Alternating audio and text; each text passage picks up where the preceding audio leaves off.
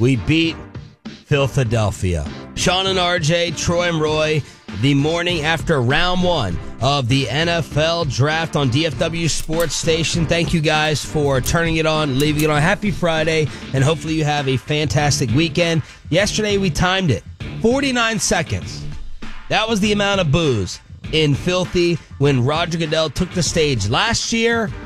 This little punk sat there and tried to have his bulletproof Cowboys shield with Jason Witten, Roger Staubach, and Troy Aikman walking out onto the stage with him last night in AT&T. It didn't matter. Start the timer.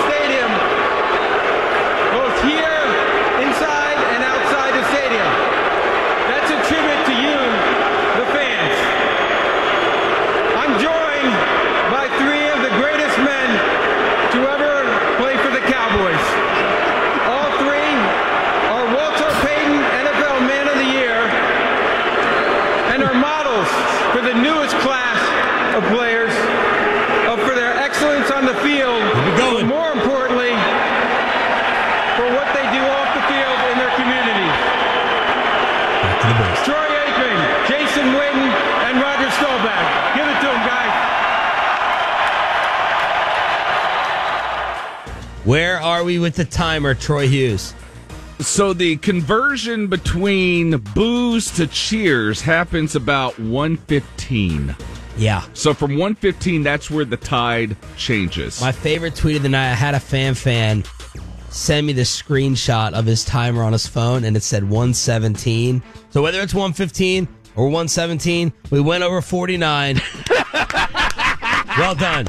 Nice. Well done, DFW. That was awesome. God, he is so Vince McMahon.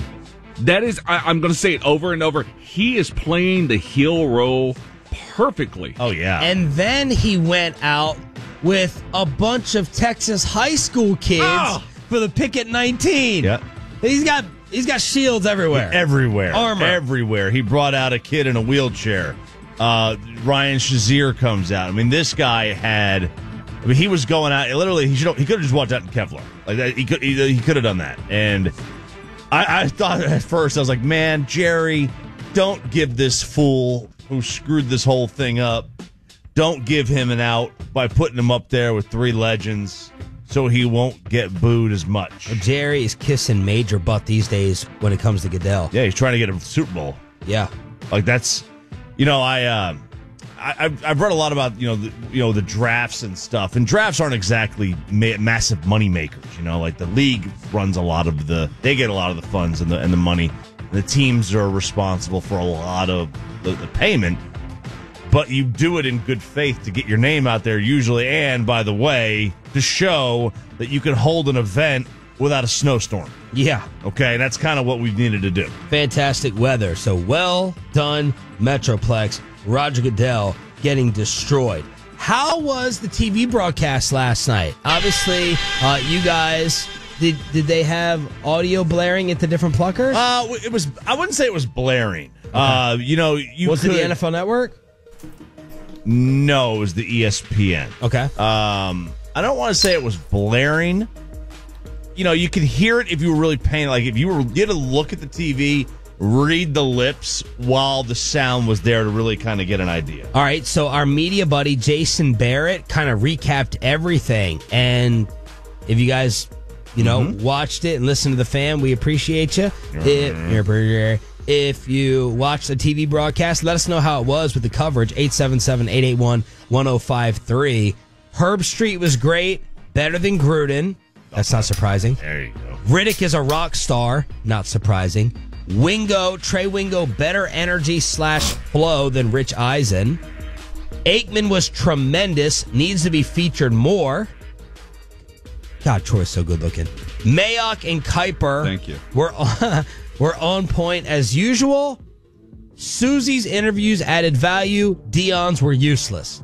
Well, that's a good little recap from our media buddy Jason Barrett. I think the one thing he left out is that Adam Schefter was hungry last night. Hungry? Yeah, because when he was talking about the number 1 pick. Former Redskins general manager Scott McCloughan, who had been an open Bacon Mayfield supporter. I'm sorry. Bacon. Did you wait? Hold on. Bacon. Did you say bacon? Who had been an open Bacon Mayfield supporter. Oh, Yeah. bacon. Was that a bigger mishap than I had last night? No. What'd you do? Well, it was like 10:20, 10:30. We had already been on the air for about 6 hours. And so at that point, once the Cowboys pick is already out there, you kind of forget about the other picks after 19. All right, testing 1, 2, 3. Mic check 1, 2, 3. Good morning, good afternoon, and good evening to everybody that's out there. We're going to talk a little bit draft coming up soon. I just want to make sure that you guys can see what's going on here all together. But let me see. That's there. All right. And we got a little. Let's see. All right. There you go.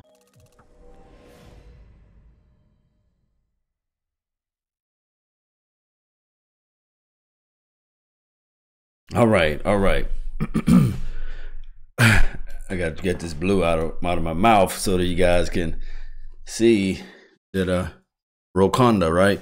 So all right, so we're gonna get this thing going, refreshed, live, lit, ready to get things going, but one way or another. Shout out to everybody that's in the chat box. Shout out to those who've been watching the channel. And it's one of those things where, hey, this today is gonna be a big day for us. But I really gotta go. I'm gonna let the radio play for a while, and I'm gonna get back, crunch some film together. We're gonna talk about what we're gonna do with the second round draft pick and things like that. Shout out to everybody that's in the chat box. I know you there because I can see you. but good morning to you all. And let me see if I can go here and restore this and pump this thing out. Shout out to Mike D, Kevin, Ken K. Shout out to you too as well. And unapologetic truth. I'm talking about nothing but the truth, right? Jacoby Elliott, sup? You know, what's up with you and your whole family? What's up, bro? What's going on with you? You know what I mean? Good morning. I hope you guys had your Powerade coffee. I hope you had your soup. If you eat soup or whatever you do in the morning, shout out to you guys for that. Fun fact: Vander Esch is the highest run stop percentages for the linebackers in the draft. Yeah, you know, all those stats, man. You know, I love stats in the sense if you look at it collectively in the bigger, broader picture. But the other thing about stats is that would he had that same number if he was in the SEC, you know? So it's just so convoluted when you start talking about breaking down stats and what a player did on a collegiate level opposed to what he's doing in the National Football League. I think that also Kellen Moore, not to sully or denigrate anybody that played for Boise State, but Kellen Moore is like one of the all-time winningest quarterback that's in Boise State. Let me know how to translate to the NFL. So it's so many things that you can really pull out from the draft or pull out from the college collegiate level. And it's a hit and miss. You know, somebody can argue and say, well, hey, Randy Moss came from a small school.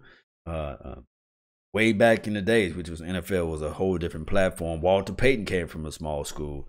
Jerry Rice came from a small school. DeMarcus Ware came from a small school. So O.C. Humanera, however his name says his name, came from a smaller school. Michael Strahan came from a small school. So hey, it's one of those things where you got to say back off, pump the brakes. I want to see what you can do when it get down to the National Football League. Can you bend? Can you crash your field? Or you have your short area quickness? Is this able to be fast enough, elusive? Are you able to create turnovers on a national football level? You know, they got another football level out there too as well, Alliance League. This is a new football league that's coming out, I think, next year. Khalil Mack came from Buffalo. Yeah, Dallas fan since 2001. So, I mean, when you start compiling all these small schools and you say, okay, what can they do on the next level? And this is also a pedigree of what happened when you get picked up with a better team, So when you get picked up, for example, New England Patriots, you can mask and hide a lot of things. And on top of that, when you go to let's say a Browns, a Cleveland Browns, you get exposed because you're saying, okay, this guy's good, but they're not winning, so therefore he's horrible. So, I mean, there's so many conundrums. Garrett guys, Gene, yeah, you gotta love Garrett guys, right? It is what it is. What else we have? Let's hope Richard and Marinelli can coach him up. Yeah, they can. I have full faith and confidence that they can coach up. I do see that it is possible for them to step it up with far as coaching. You just never know.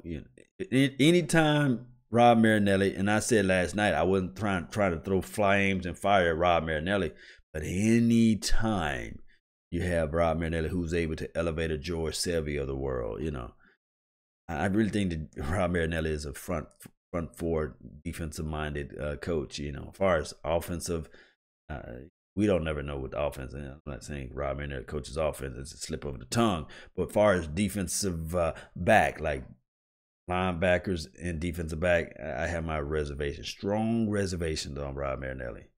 And I don't want to hear all this Chicago Bears talk of what he did with them. Because you got to understand, don't discount what Lovie Smith did. I think he went 10-6. I think he had a winning program with Lovie Smith. I think that the Chicago Bears pulled the trigger on Lovie Smith too quick, and they got rid of him. And we saw what Rob Marinelli did without a Tony Dungy or without a Lovie Smith. I mean, he was like 1 and something, 0-16. Just Rob Marinelli. And I just really think that Rob Marinelli is front for defensive guru. Nothing else, But outside of that, I got to really drop the daughter off at daycare. So what I'm going to do, because I'm going to try to do her hair, right? I'm going to try to put the little ponytails in and all that stuff. Daddy got to do a lot of stuff in the morning. What I'm going to do, I'm going to drop the beautiful baby off at daycare. And I'm going to come back to this stream. But I'm going to play 105.3 The Fan. So when you guys have the new people come in and say, oh, man, what is this? Where's Law? I'm doing daddy duties. And I'm going to come right back. We're going to talk it up, chop it up. Hey, we live, we lit, we ready. Let's get this thing down, on and going, on and popping. So let's go, baby. What do y'all at? There you go. Fun for the whole family. They've got a bounce house, games for the kids, free giveaways, of course, beer and wine for the adults. I know I'm going to be interested in some of that. Find out more. Hey, this 105.3 The Fan. They pretty much people I listen to. Of course, you got Sports 1310 The Ticket. You can find all these people on TuneIn.com, and subscribe to them and listen to their platform. But 105.3 is D&M's new Easy cool. Lease Plus. And they're going to have commercials too as well. The advantage of never having to worry about paying for another oil change, brake repair, or cracked windshield. Call D&M for their brand new Easy Lease Plus. Covers practically everything except the gas. Give D&M Leasing a call at any local area code and 35 Lease. That's 35 LEASE or online dmautoleasing.com. We make leasing easy at D&M. Introducing McDonald's new $1, $2, $3.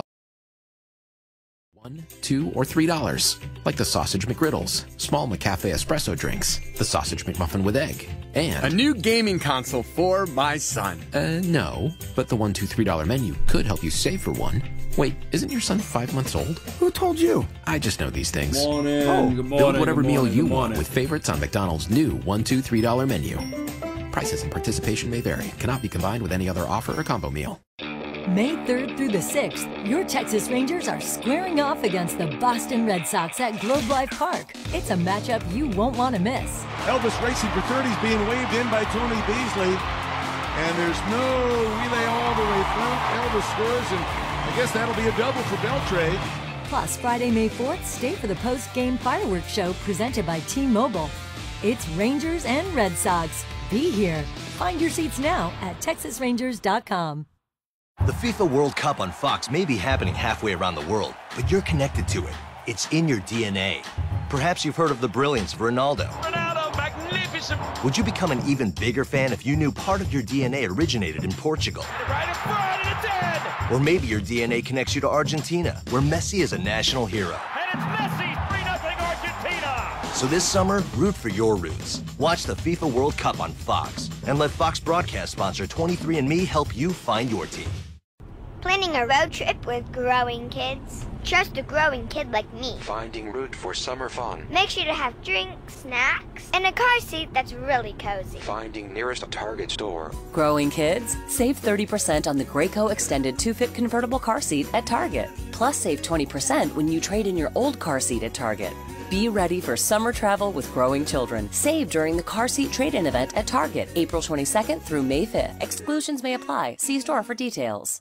Apply. We are DFW Sports Station 105.3, The Fan, brought to you by Schlotzsky's with your top 7 at 7. Brought to you by TexasLending.com. And Schlotzsky's. This is the exclusive home of Dallas Cowboys football. KRLD FM and HD1, Dallas, Fort Worth. Let's go, Cowboys. From Brad Sullivan's DreamLending.com studios. Turn it on, leave it on with Sean and RJ right here on The Fan. Counting the hits from across the land. The top 7 at 7. 1. With the 19th pick in the 2018 NFL Draft, the Dallas Cowboys select Vander Esch, linebacker, Boise State. There it is. Roger Goodell with the announcement. Good morning, Metroplex. That is your newest Cowboy, Vander Esch. They said it was the number 1 player left on their board. They did not try to move up. And this is a guy with limited experience, but he's a fantastic athlete. He's probably going to play middle linebacker. He's on the field for 3 downs. He can spell Jalen Smith on third in pass coverage situations. And he seems like the right kind of guy, a Jason Garrett kind of guy. So Leighton Vander Esch is going to be playing linebacker next to Sean Lee, and we think Jalen Smith solving a major need. Oh, addressing a major need. Solving, you never know in the draft whether you solve things or not. Right. But it addresses a need, no doubt. Now, look, that's fine. I've always been I'd rather go with the more talented guy, your higher guy on your board. I would have preferred Calvin Ridley. I would have preferred Isaiah Wynn, maybe. But I'm not killing this. I'm not killing their draft pick. I didn't watch a lot of Boise State football over the course of the last year. Nobody watches a lot of Boise State football unless you live in Idaho over the course of the last year. So I'm not going to kill this pick. Here's Jason Garrett on his newest Cowboy. What are you seeing in this player, Coach? We just think he's a really good football player. We spent a lot of time with him. Went out to Boise and worked him out. Obviously spent time at the Combine with him, and we had him in here, and felt like we really knew him. And he's a pretty unique guy. He's got some unique combinations of traits. He's 6'5", he's 250 pounds. He can run. You watch him play. He goes from sideline to sideline, making a lot of plays in the running game. We talk about the right kind of guy. He's the right kind of guy in every way, and we're just excited to have him in here. Jerry said that they thoroughly checked his neck and cleared him. His head coach was in the building yesterday, so they were getting late intel at the Star in Frisco. And speaking of his coach, the Cowboys have taken 4 players from Boise State since 2008 and only 1 since 2001 from Alabama. So they like Boise State, Scandrick, Tank, Tyrone, and now Vander Esch. Cavanaugh said, look, it's clear that their plan was they didn't like the linebacker options at 50 and knew they needed one like at defensive end last year. And they're in good shape for today with depth lining up at wide receiver and offensive line. Vander Esch was absolutely thrilled with us during his interview, and Will McClay told Jerry, this guy will get us some turnovers. That's a really weird stat that you would take 4 from Boise and 1 from the school that has produced the most draft picks over the last decade. It's a really weird... I mean, the Boise guys really haven't failed you. No, they haven't. Right? They haven't failed you at all. Now, they haven't been firsts. Right. You had a second, mid-round guy, or Skandrick was, he plummeted. He was a much higher graded guy, I think, from a talent perspective, but he dropped, and he would say, because of Chris Peterson, his old head coach, didn't give him a ringing endorsement. But no, they haven't failed you at all. I'm not killing the pick as much as everyone else. He's a fantastic athlete. It's a boring pick. How about that? It's a boring pick. I totally get that. I understand it. He's a fantastic athlete. Sean Lee insurance, because chances are Sean Lee is going to get hurt. The defense completely fell apart without him last year. That's why you need Tyron Smith insurance as well. He's a 3-down player, right kind of guy, and they think ceiling, he's the next Brian Urlacher. That's the word around the Star. So I put up the poll question. I adjusted it, by the way, at 1053SS on Twitter, 1053SS. Do you love it? Don't love it, but you get it, and you hate it. Don't love it, but I get it, 67%. Love it, 19. Hate it, 14. At 1053SS, Mike Fisher. More on Vander Esch and what the plan is for today, including Earl Thomas, in 15 minutes. With the first pick in the 2018 NFL Draft, the Cleveland Browns select Baker Mayfield. Wow. 5 quarterbacks go in round 1. I will remember this number 1 pick forever, RJ. Yeah, I think Browns fans will too when they have to buy another quarterback jersey in 3 years. So you're calling Baker a fail? No, I'm not. He's going with some talent, man. He's going to have some talent there. There's no doubt. He's going to have a lot of talent there. And there's no doubt he put up great numbers in college. His biggest problem is going to wind up being is that the Big 12 has not produced very good quarterbacks. I think a lot of that has to do with the fact that they don't play defense. But their general manager is not afraid. No. He drafted Pat Mahomes last year in Kansas City, Big 12. He did. And he's not afraid to follow. I mean, he did say he had stones to make these picks. And that's true. I mean, taking Baker, who is not the prototypical quarterback, at number 1, where you really can't miss. That's the thing. This goes back to... Did you think maybe they were going to take Josh Allen at 4? I thought we were talking about it. I did think there was a chance at it, and I wouldn't have killed that because, you have to hit on these quarterbacks, and when you take 2, you got a better chance of hit when you take 1. Yeah. Look what the Redskins did with RG3. But it was great. It was the 4th round. Yeah, but they still hedged their bet with Kirk Cousins. So I would not have killed them for that. But would I have taken Baker and Denzel Ward? No. I'd have taken Rosen or Darnold. Just 72 hours ago, this is what I'll remember this draft for. 72 hours ago, you say Baker Mayfield's going 1, and people put you, they commit you. They wrap you up in a straitjacket. 72 hours ago. Mm-hmm. That's how crazy it was. The most surprising pick I remember at 1 since Mario Williams. Baker to the Browns. The Jets have Sam Darnold land in their lap at number 3 after the Giants took Saquon Barkley at 2. The Bills traded up with the Buccaneers, not for Josh Rosen, but for Josh Allen, who had the controversial offensive tweets come out yesterday. And more tweets from Josh Allen came out last night. No, I didn't see that. Josh Allen tweeting back in 2013. McCarron's girl, though. McCarron's old lady. Wow. Talking about Catherine Webb. Okay, nothing wrong with that. A.J. McCarron plays for the Bills. Oh. Wow. Awkward. That's like Dak and Romo. When Dak is like, I'm over Romo. When he was tweeting when he was in college or high school. I can't remember. And Arizona moves up from 15 to 10 to take Josh Rosen. He was going to be bitter. Josh Rosen in his press conference after. I'm glad I got picked 10th. For some reason, people kept saying I was the best quarterback in the draft, but I wasn't the best quarterback in the draft for XYZ reasons.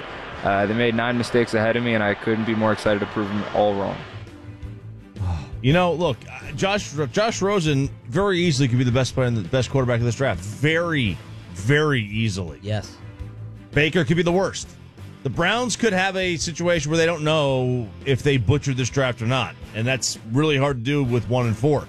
They also could have completely won it and dominated it. You just don't know. You just don't know. Josh Allen in Buffalo, huge guy, huge arm, huge hands, not horrible. Sam Darnold with the Jets, I mean, even the Jets couldn't screw that up when he drops there. I thought there was a chance they could have, knowing that history. Now, Josh Allen's arm can cut through the weather in Buffalo, but someone tweeted, what about his accuracy in the Buffalo weather conditions the as well? wind will bring that ball back to the receiver. That's the way it's going to work. And the legend Ozzie Newsome in his final NFL draft, we kept waiting for the Patriots to pull the trigger, but it was Ozzie Newsome coming back at number 32. The Ravens traded 17 times. Yeah. So the Ravens trade with Filthy at 32 to take Lamar Jackson out of the green room in his green suit. You're going to have Crabtree, Snead, and Lamar Jackson. 3 incredible receivers will be playing for the Ravens. This is great. This is great for them. All right, let's get to the rest of the highlights. What jumped out to you? Sean and RJ, top 7 and 7, recapping the NFL draft on 105.3 The Fan. What jumped out to me? I wish this draft for a moment was in New Orleans because there would have been a revolt. I don't know who the bartender was that hacked into the Saints war room and traded up 13 spots to take a defensive end from UT San Antonio. But great troll job. Kudos to you. I don't know what the Saints did. I don't know what they did. You don't move up 13 spots. You gave up next year's number 1 pick. Yes. To take a defensive end. You move up there to take a quarterback. You take a Breeze replacement. Everyone in the world thought Lamar Jackson was going to New Orleans. Dane Brugler made me look stupid because he's in there during our draft coverage. He goes, you don't make this move unless this is Lamar. And I tweeted, this is Lamar Jackson. 100%. This is Lamar. And then he made me look stupid. I had to go and delete it. But they must be feeling that draft capital from last year. They destroyed and owned the draft, so they maybe got a little fat in their heads. Guess what draft they aren't owning? This one or next one because they gave up their pick. It's crazy. It's cray. Breeze got to get a replacement. Lamar's a perfect fit in that he goes to Sean Payton. He learns under Drew Brees. He doesn't play right away. You're already in win now mode. The moment that had our guy's jaw hit the floor, Chucky, the Raiders taking Colton Miller at number 15. Cavanaugh said it will be the worst pick in the first round. It will be the worst pick in the draft. Brugler had him as a 3rd. Jeff had him as a 4th. Very similar to how our guys destroyed Eric Flowers when the Giants picked him years ago, and they were correct. Colton Miller to the Raiders. The Raiders did make a move, trading a 3rd for Martavis Bryant, leaving a lot of Cowboys fans saying, why not us? What, number 1, we couldn't get anything back for Des Bryant, and number 2, we couldn't trade our 3rd for a wide receiver, even though Bryant's contract, Martavis's deal, is going to be up, and he's had some issues. You want to put Martavis and Randy Gregory and Tank on the same roster? And knock yourself out. You don't think there's 3 weed smokers on the Raiders? Oh, no, there is. There is. I like Randy Gregory and a weed smoker. Randy Gregory, he's like a connoisseur. He's been passing some tests. He has. He's passed 2 tests. That's cool. Isaiah Wynn to the Patriots. Calvin Ridley teaming up with Julio Jones. I wonder if Julio will follow Calvin Ridley on social media. Calvin Ridley to the Falcons at number 26. Taven Bryan to Jacksonville at number 29. Sony Michel to the Patriots at 31. Yeah, I thought they were going to go with Lamar at that point. I like the move, though. I mean, he's a dynamic player. I don't really like running backs in the first, but you get that late.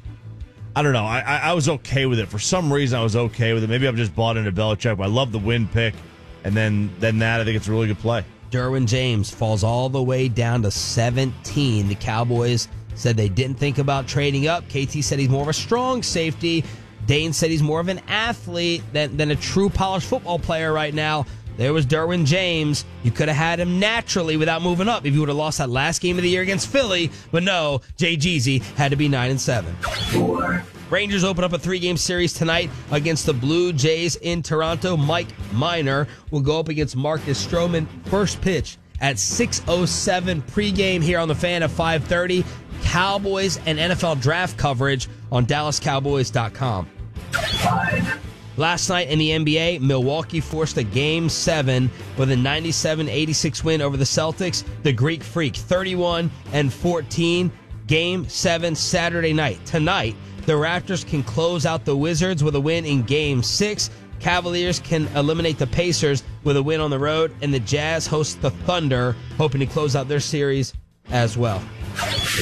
NHL. Pittsburgh overcame a 2-0 deficit to beat the Capitals in Game 1, 3-2. All 3 goals came for the Pens in a 5-minute span in the third period.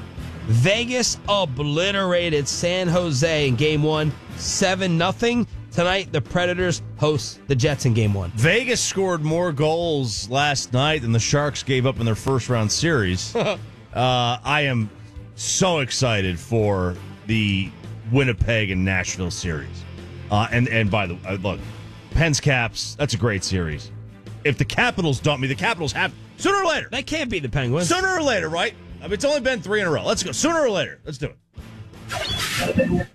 You and Dub partying last night and out tomorrow? Yeah, we are going to be in Frisco at the Colony. The Colony at the Professional Ultimate Frisbee game. We're going to be out there competing against high school girls. Apparently. Not really looking forward to that, Sean, because we're probably going to get worked, but we are looking forward to the game. The Dallas Roughnecks taking on the Raleigh Flyers. It's going on at the 5-Star Soccer Complex in the Colony. It's right behind Topgolf and very cheap to get in. Beer and wine available for the adults, bounce houses and games, free stuff for the kiddos. It's a really fun atmosphere. If the weather's nice tomorrow night, it'll be a fantastic time and, in my opinion, a really cheap, entertaining way to get the kids out of the house. Top 7 at 7, your radio sports page to get you set for your Friday recap, the draft, everything you need to know here on DFW Sports Station. Did the Cowboys execute their plan perfectly? Why didn't they move up for Derwin James? And are they going to pull the trigger today on Earl Thomas? The one and only Mike Fisher joins us next. Bigger and better. Just like we strive for on The Fan. Download the all-new radio.com app to turn it on. With McDonald's $1, $2, $3 menu, you can choose among favorites like a delicious McChicken for only $1. Mm-hmm. Just $1 for golden crispy chicken, mayo, and shredded lettuce all nestled between a perfectly toasted bun. So next time you find a crumpled up bill in the pocket of an old jacket, or notice the collection of loose change just chilling in your cup holder, give that change a new lease on life by turning it into a delicious McChicken. Build your meal with favorites like a $1 McChicken on McDonald's $1, $2, $3 menu. Prices and participation may vary. Cannot be combined with any other offer or combo meal. On new roads. You have a fantastic weekend planned. It's going to start today. There's only one thing that can mess it up for you, your friends, your family. Someone runs into you.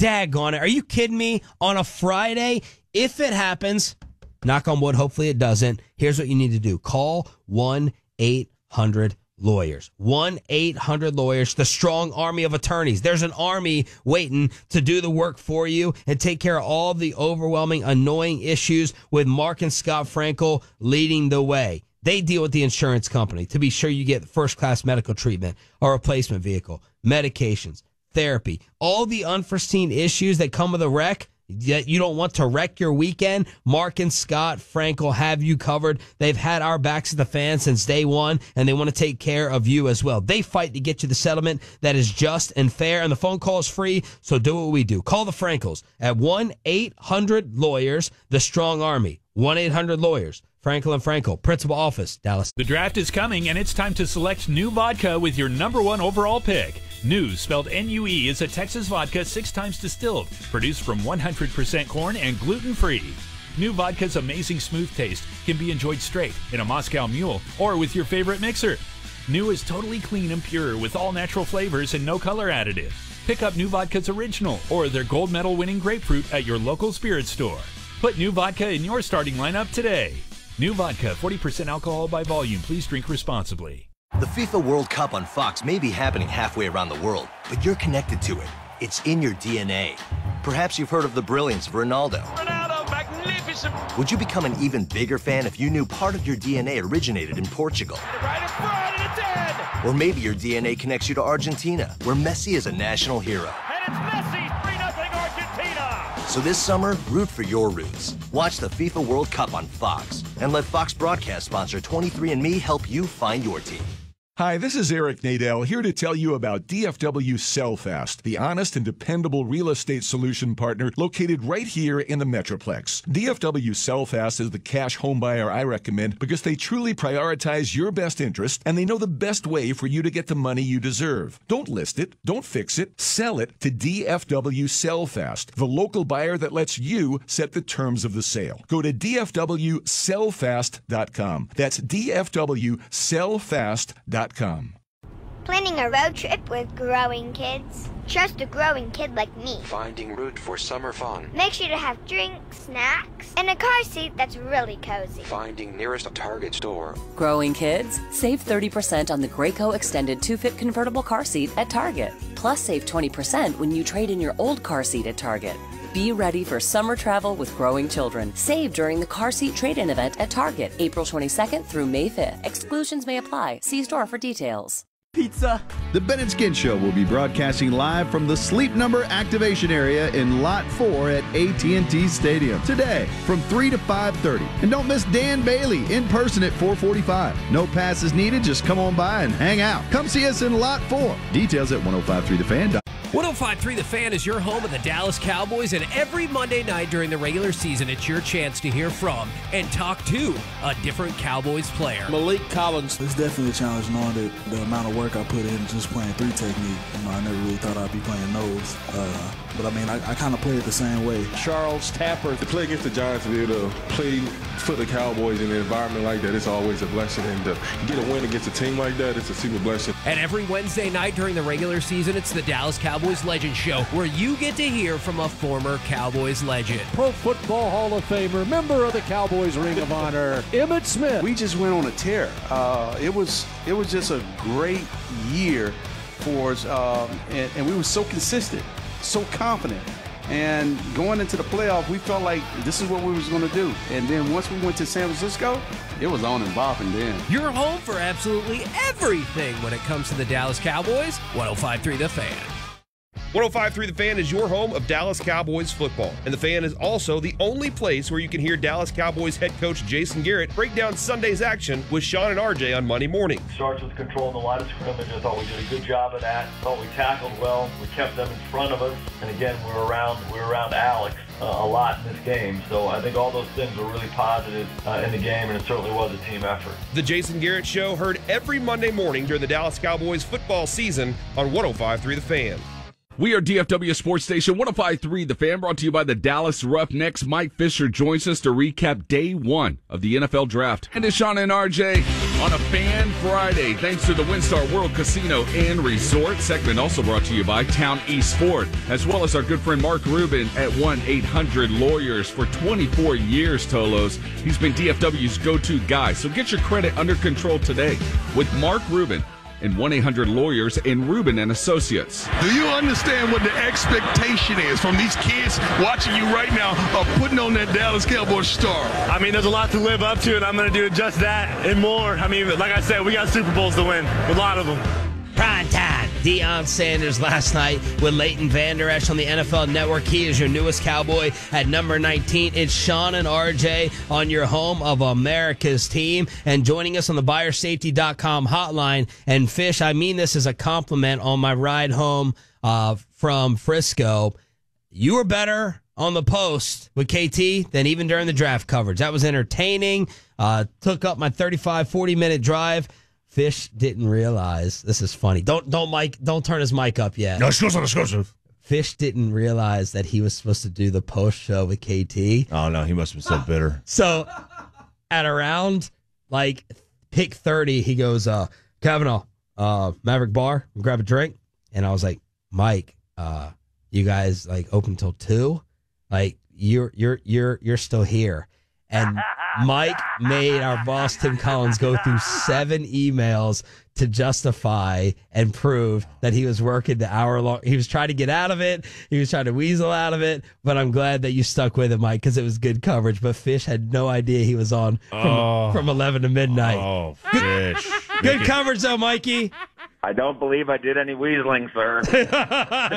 You tried to fish out of his hands there with the scales right there. Yeah, this is really true, and everybody who's listening to the fan and listened to our work last night, I'm just happy to be part of the best team in sports, and that's the real deal. Tolo. It was really good. Okay, take us through the night and the way that you evaluate drafts. Well, can I first of all go exclusive on you? Yeah. 1:11 a.m. I'm in a conversation. The Earl Thomas concept is alive. Oh. It still counts as a long shot. You still got to get 3 different parties to agree to tango. But the Cowboys, I'm going to use the word earmarked. The Cowboys have pick number 50 earmarked if Seattle wants it. And so those cogs are going to continue to move today. Call it a long shot. But the 3 parties now, Earl Thomas and his agent, the Seahawks themselves, the Cowboys themselves, they now understand this is simply the price. We're offering 50, and this is the dollar figure we're offering. It is in play. It is a long shot, but it is earmarked if the other 2 parties want to dance. You noticed something last night with someone going into the war room.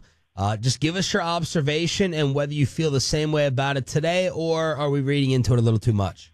Yeah, one of Stephen Jones's lieutenants, who's a cap guy, came into the war room at one point late in the night with a big, long spreadsheet. And I suppose you could do that so you were juggling the cap costs of rookies. You know, how much does it cost to pay pick number 17 versus pick number 19, something the Cowboys opted not to do.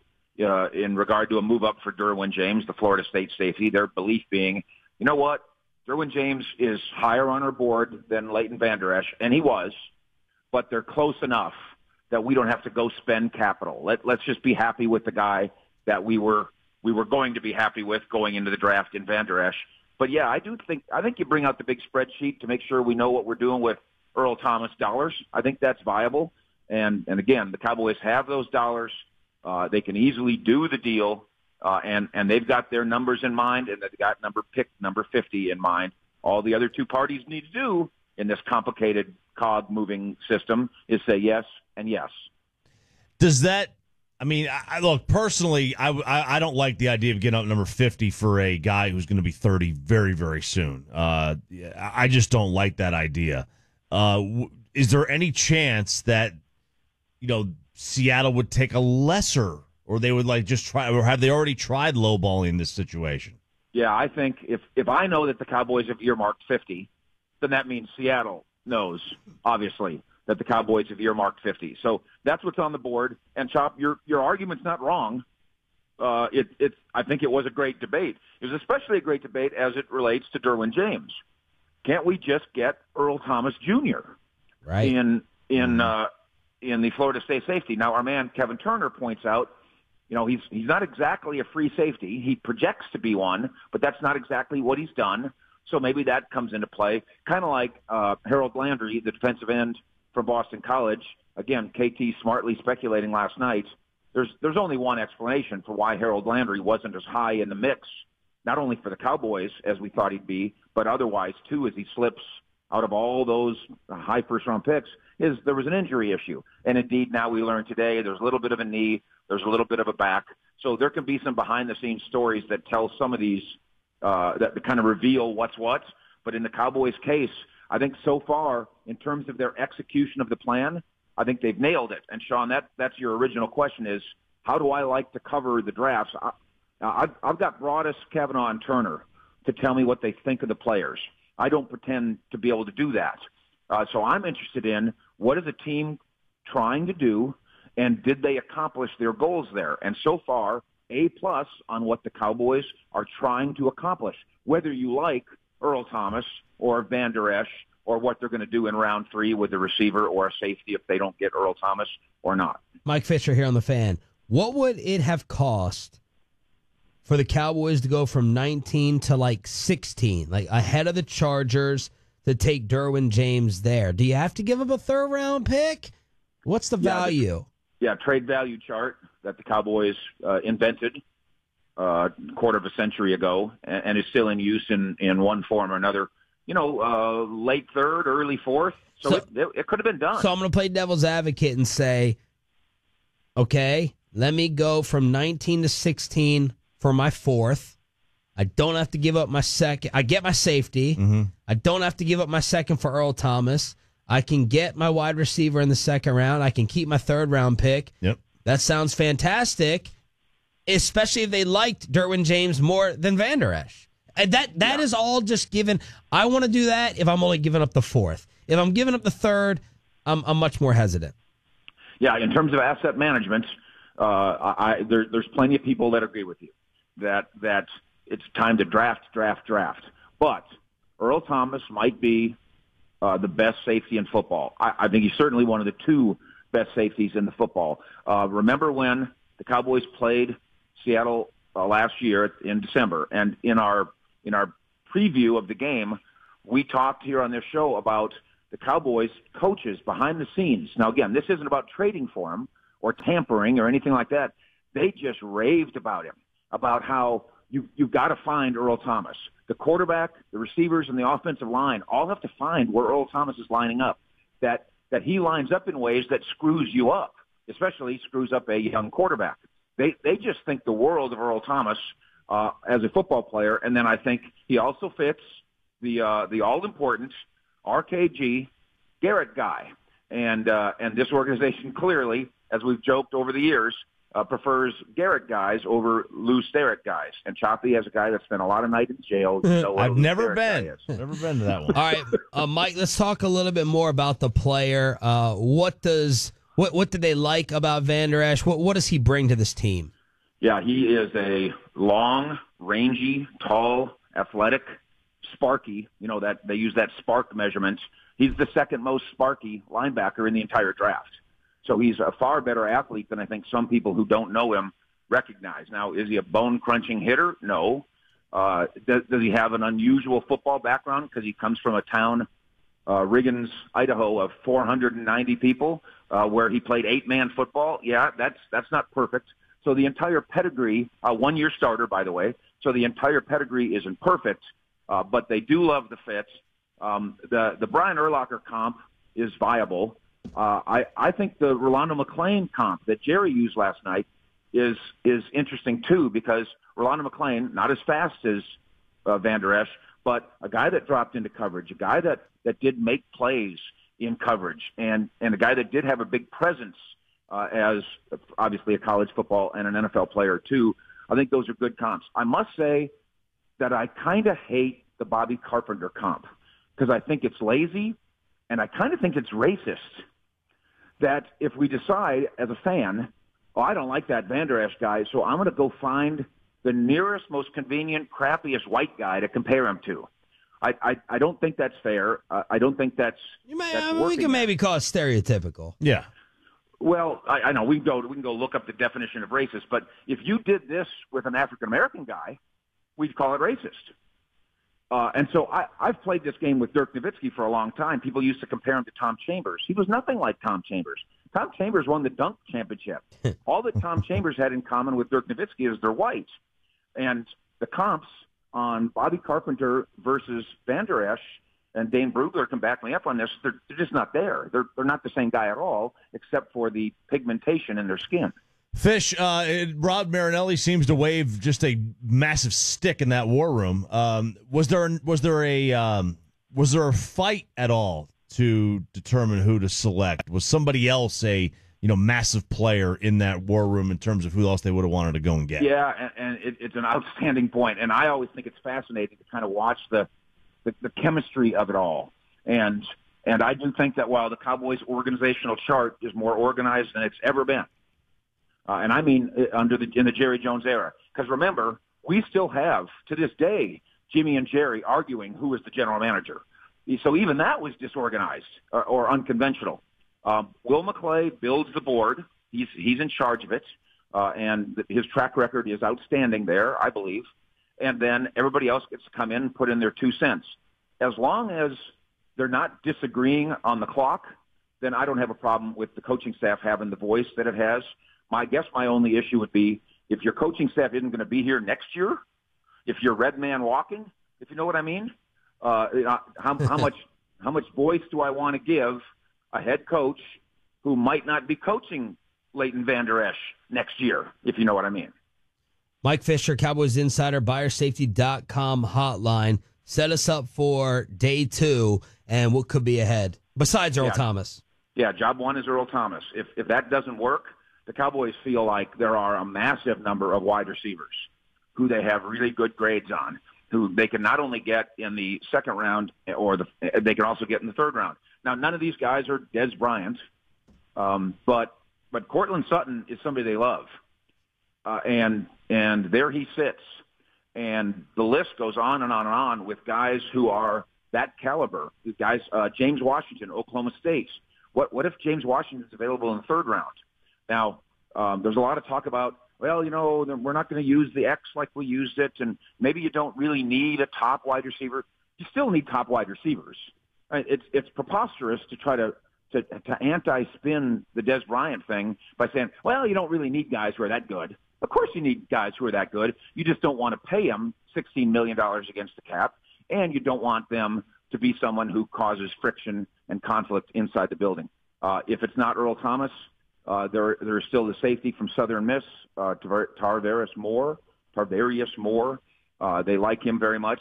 And then, this is fun too, there's at least 2 starting left guards who would start for the Cowboys day 1 if they draft him, and that's Daniels at Iowa and Will Hernandez at UTEP.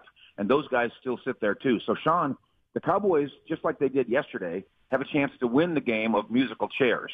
And that is to say, man, oh man, there's 4 spots in front of us, and we like 6 guys.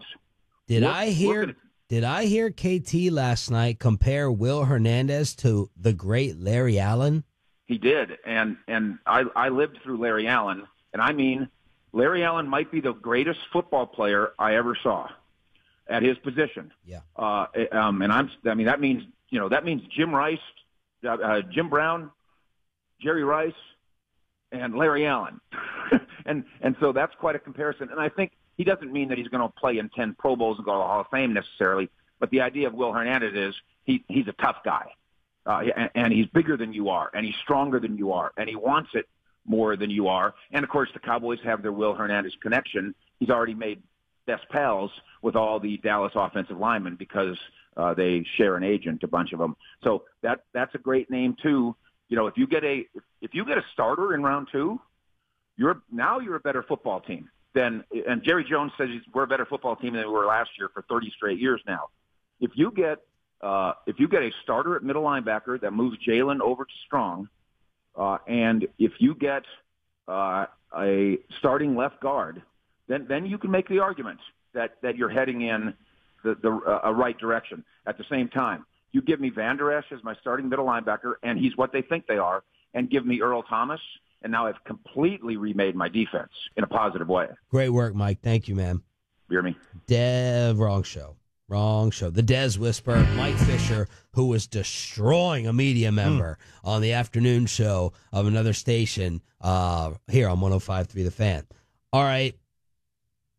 The Cowboys draft pick of Leighton Vander Esch is costing someone their manhood. Wait till you hear this story. And what do you want on day 2? All of that is coming up next. 105.3. Taking care of a new car and worrying about its condition can often be a headache. With D&M's new Easy Lease Plus, you'll get bumper-to-bumper wear and tear coverage with the advantage of never having to worry about paying for another oil change, brake repair, or cracked windshield. Call D&M for their brand new Easy Lease Plus. Covers practically everything except the gas. Give D&M Leasing a call at any local area code and 35 Lease. That's 35 LEASE or online dmautoleasing.com. We make leasing easy at D&M. For details. Sean and RJ here, the greatness of Diamonds Direct. It is starting over at Diamonds Direct today, tomorrow, Sunday, the jewelry event of the year.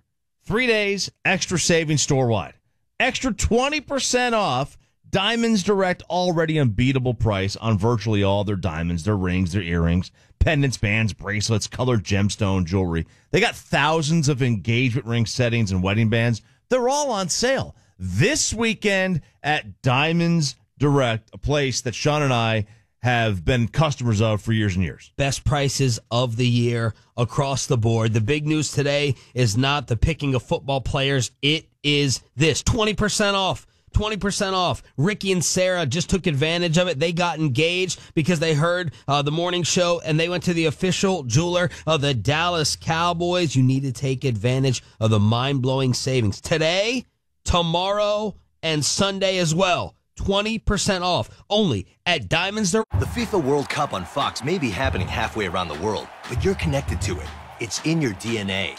Perhaps you've heard of the brilliance of Ronaldo. Ronaldo, magnificent. Would you become an even bigger fan if you knew part of your DNA originated in Portugal? Right in front and it's dead. Or maybe your DNA connects you to Argentina, where Messi is a national hero. And it's Messi, 3-0 Argentina. So this summer, root for your roots. Watch the FIFA World Cup on Fox, and let Fox broadcast sponsor 23andMe help you find your team. Planning a road trip with growing kids? Trust a growing kid like me. Finding route for summer fun. Make sure to have drinks, snacks, and a car seat that's really cozy. Finding nearest Target store. Growing kids? Save 30% on the Graco Extended 2-Fit Convertible Car Seat at Target. Plus save 20% when you trade in your old car seat at Target. Be ready for summer travel with growing children. Save during the car seat trade-in event at Target, April 22nd through May 5th. Exclusions may apply. See store for details. Every Tuesday and Friday morning during the Dallas Cowboys season, you can hear owner and general manager Jerry Jones exclusively on 105.3 The Fan. Because we play fewer games than most sports, every game is huge. Now, in our particular case, the numbers are catching up with us. We can add, like everybody else can, and look at what we need to probably do to be in the wild card. Certainly this weekend's a big part of it. Tuesday mornings at 8:30 and Friday mornings at 10:30, it's appointment setting radio on The Fan. They're putting their best on him. That's to be expected when he gets those one-on-one matchups out there. If they're not disguised as double coverage, but those one-on-one matchups, we've got to get better at getting and completing passes. That's all there is to it. He's certainly our number one receiver. No reason in the world why he can't go from here and have a big year. Your home of Dallas Cowboys football is 105.3 The Fan. This is you over 30 years ago. Are we there yet? Are we there yet? And this is your mom now. Are we there yet? Are we there yet? Roles change without us noticing.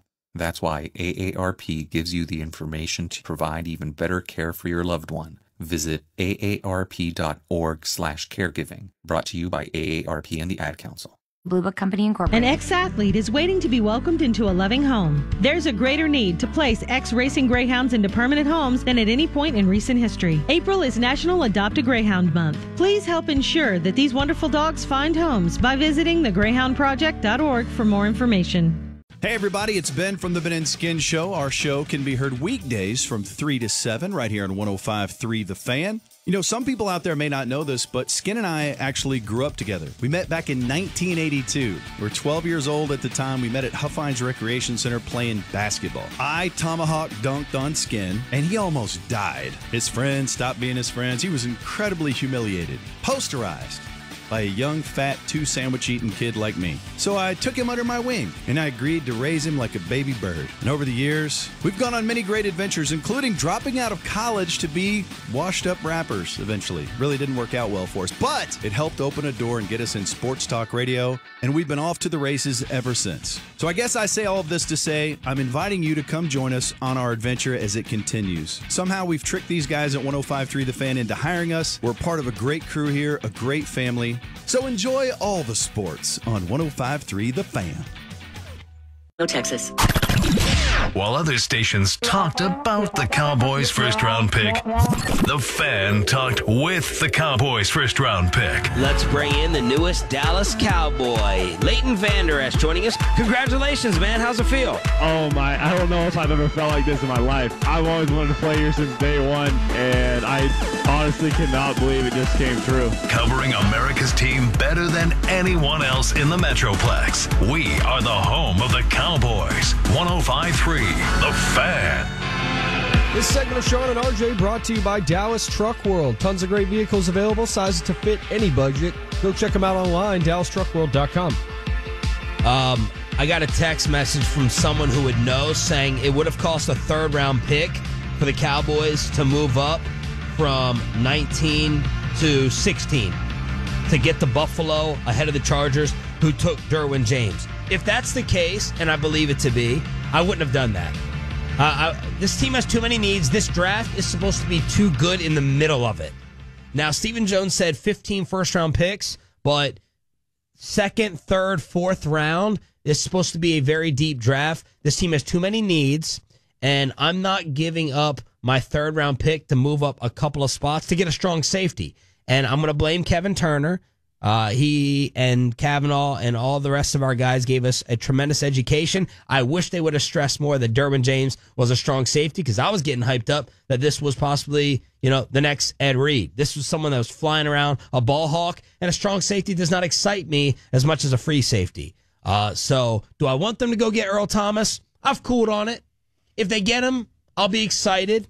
If they don't, I'll be excited that they're going to save the money and that they're going to go cheap with a draft pick. We have to decide what mode we're in, okay?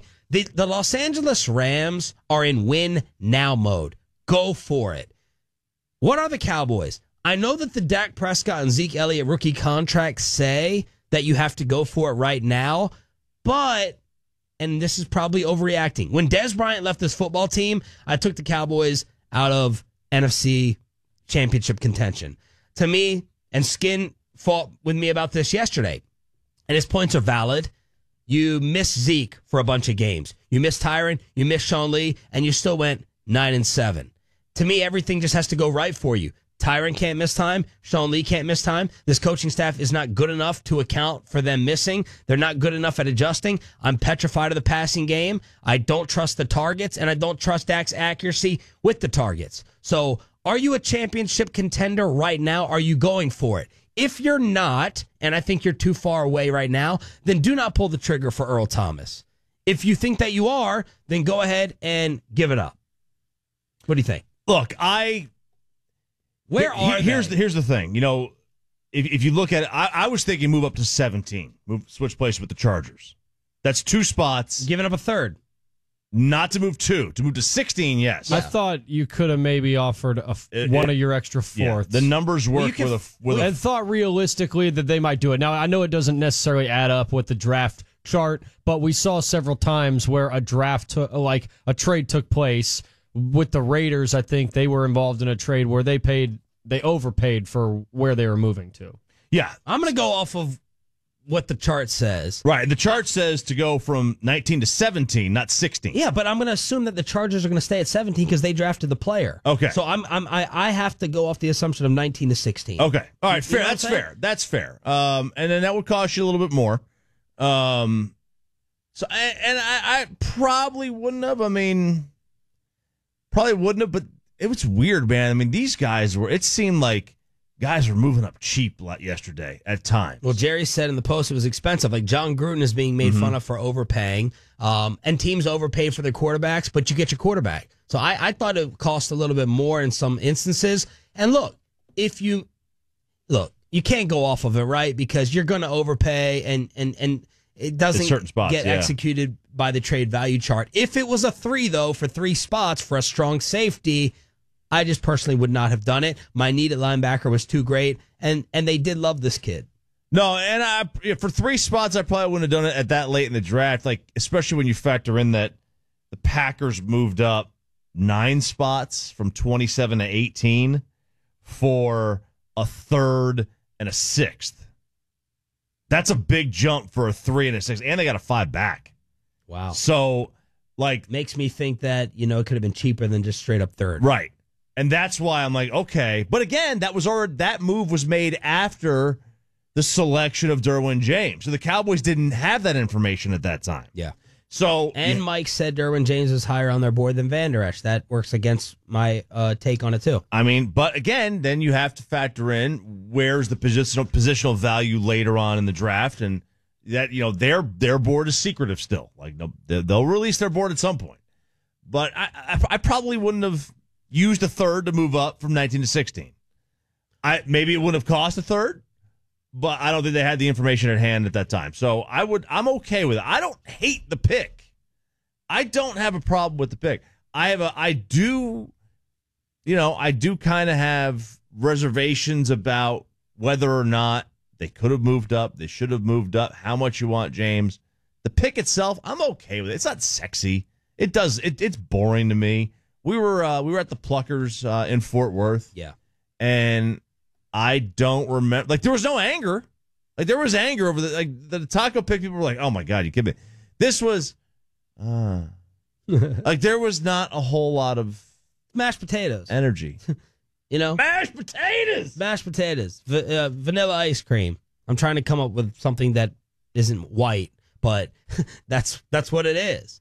And this maybe is a crazy theory, but I think there's for those of us that aren't watching all the film, when you hear a cool name like Vita Vea, it sounds like a badass. It does. That, at least to me. Leighton Vander Esch. What I also love, though, is Vita Vea, by and large, was thought of as the best player at his position. When you get the top player at a position in the draft, that's exciting. Calvin Ridley would have gotten people excited because he was regarded as the best player in the draft. And he's a wide receiver. Vander That's Esch, sexier. Yeah, Vander Esch may be a very good player, but he's not the best linebacker by most people's thoughts. He wasn't really even in the top 2 by a lot of people's opinions. Yes. So there is that. Yes. To your original question, Sean, though, about where the Cowboys are, they don't need everything to go perfect. They just need to not have everything go badly. You have to combine all the factors that took place last year. And I get it. There are a lot of concerns. Will Tyron play a whole 16 games? Will Sean Lee play a whole 16 games? But at least we know that there's no looming suspension on Zeke Elliott. And based on his injury history, we should get 16 healthy games from him. I think, based on Tyron's comments, that he feels better this offseason than he ever has. I'm hopeful that we can get that from him. They just need to not have all the bad things happen to them at one time. I don't want to see them move out of that second-round pick, though, as you mentioned, for Earl Thomas. Definitely not. Just because so much of what we're reading is the talent in this draft is from pick 50 to 110. Yes. And the Cowboys have 3 picks right in that spot. And really, a 4th pick right on the edge of that. I would like to see them hold on to as many of those as they can, at least while some of the big name players that we've heard about are still available. If we get to the second round and all those guys are gone, then we can talk about the Earl Thomas. I don't even care about the talent in the draft. The talent in the draft could be awful. I'm not trading a 2 for an old man. Period. My second round picks are starters day 1 for 10 years. But okay, that's your second round pick. It's not a 2 to 3 year guy. But Chop, he can be an in his prime guy from 29 to 32. And by the way, that's the hope for a second rounder, but that's not the reality for most second rounders. The reality is your first rounder's impact, your second round is a starter, day 1. And then after that. But the odds are, and I would put it as 80-20, that Earl Thomas for 3 years is going to outperform your second round pick. He is. And I'm okay with saying too bad. Because I want my guy for 10. I'd rather have 10 average to above average years. I'd rather have Sean Lee for 10 than Earl Thomas for 3. My point is, I would too, but you have to get Sean Lee. Yeah, because you might get Bruce Carter. You might get Randy Gregory. You might get Bruce Carter. You might, but that's also, you don't draft a guy with a busted knee, and you don't draft a guy who's had off the field issues. You're going to miss. You are going to miss. You're naturally going to miss. I'm fine. That's why I'm saying Earl to me is an over the top piece. Right now, Skin, I hope you're listening. The Eagles are better. Now, things are going to change. There'll be surprises. On paper, The Eagles are better. The Packers are better. The Vikings are better. The Falcons are better. The Saints are better. The Rams are better. And Carolina might be better. So even if I take Carolina off the board, you're the 7th best team in the NFC. If you're better than the Giants. So, and I didn't count the Lions, who could be on your level. So all I'm saying is Earl, to me, is an over-the-top piece. I think they're going to go for Earl Thomas today, and I think Cortland Sutton is going to be a target as well. Let's get to this guy who is not following through on what he bet. Welcher. At Chicken Coleman is the Twitter handle. Let's see if he's erased his account. He tweeted this yesterday. If the Cowboys draft Vander Esch at 19 tonight, I'll cut my blank off on Periscope. I'll cut it off. I'll cut this thing off, man. On Periscope. First off, who would tune into the Periscope for it? Oh, 100%. I would not. And by the way, it's amazing that this guy stole our idea for our Baker Mayfield payoff. This was what Choppy and I had come up with. That's right. For Baker Mayfield getting drafted in the top 20, and he gets taken number 1, so we may have that on Periscope ourselves, but I don't like the fact that he stole our idea. Great call, Roy. I'm 100% watching this. I've always wanted to know how sausage is made. No way. I want to see the interior. There's no way. Oh, of course. By the way, it could be used as a transplant. Did you guys know that this week, the very first transplant of that area was successfully taking place? Doctors are watching this. I mean, you put this in an auditorium, you could sell out AT&T with this. Every doctor in America's here. If I told you there was Lorena John Bobbitt video out there, would you click on it? No. Well, then what's the difference? That's out of rage. That's out of rage. This is a bit. I'm in. Oh my God. I'm in on this one. It's Friday with you. Sean and RJ here on the home of America's team. The draft coverage continues today on radio.com. The NFL draft rounds 2 and 3 with our crew, the best draft crew around. Cavanaugh is going to join us next. Let's get his take on the winners and losers of round 1. Why isn't he thrilled with what the Cowboys did? Who would he have preferred? And who does he want today? Jeff Cavanaugh from the G-Bag Nation joins us next. Jeff! Thanks for waking up with Sean and RJ on your proud home of the Rangers. 105.3. Just simple sleep.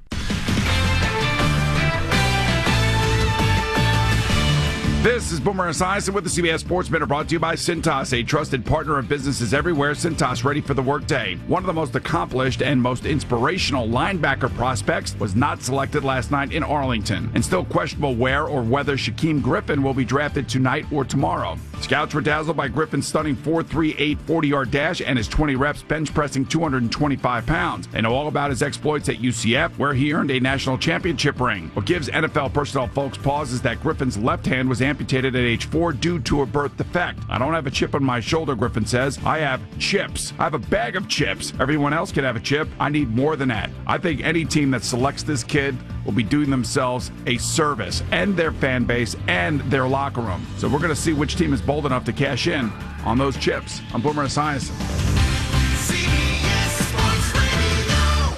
I'm hungry and I'm tired. When I walk out of this room, I'm going home, but I still need to eat. I got the rest of the draft to sit there and enjoy. I don't want to be walking through any store and dealing with any traffic and dealing with any people. I just want to go home and chill, so I'm getting everything delivered.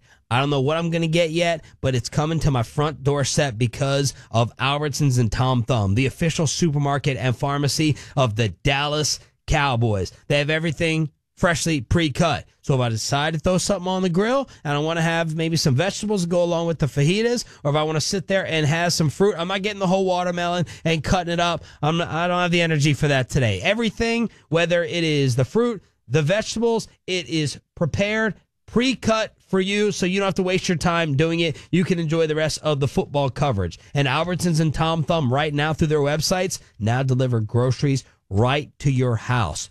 Bam. Online, Albertsons.com or TomThumb.com.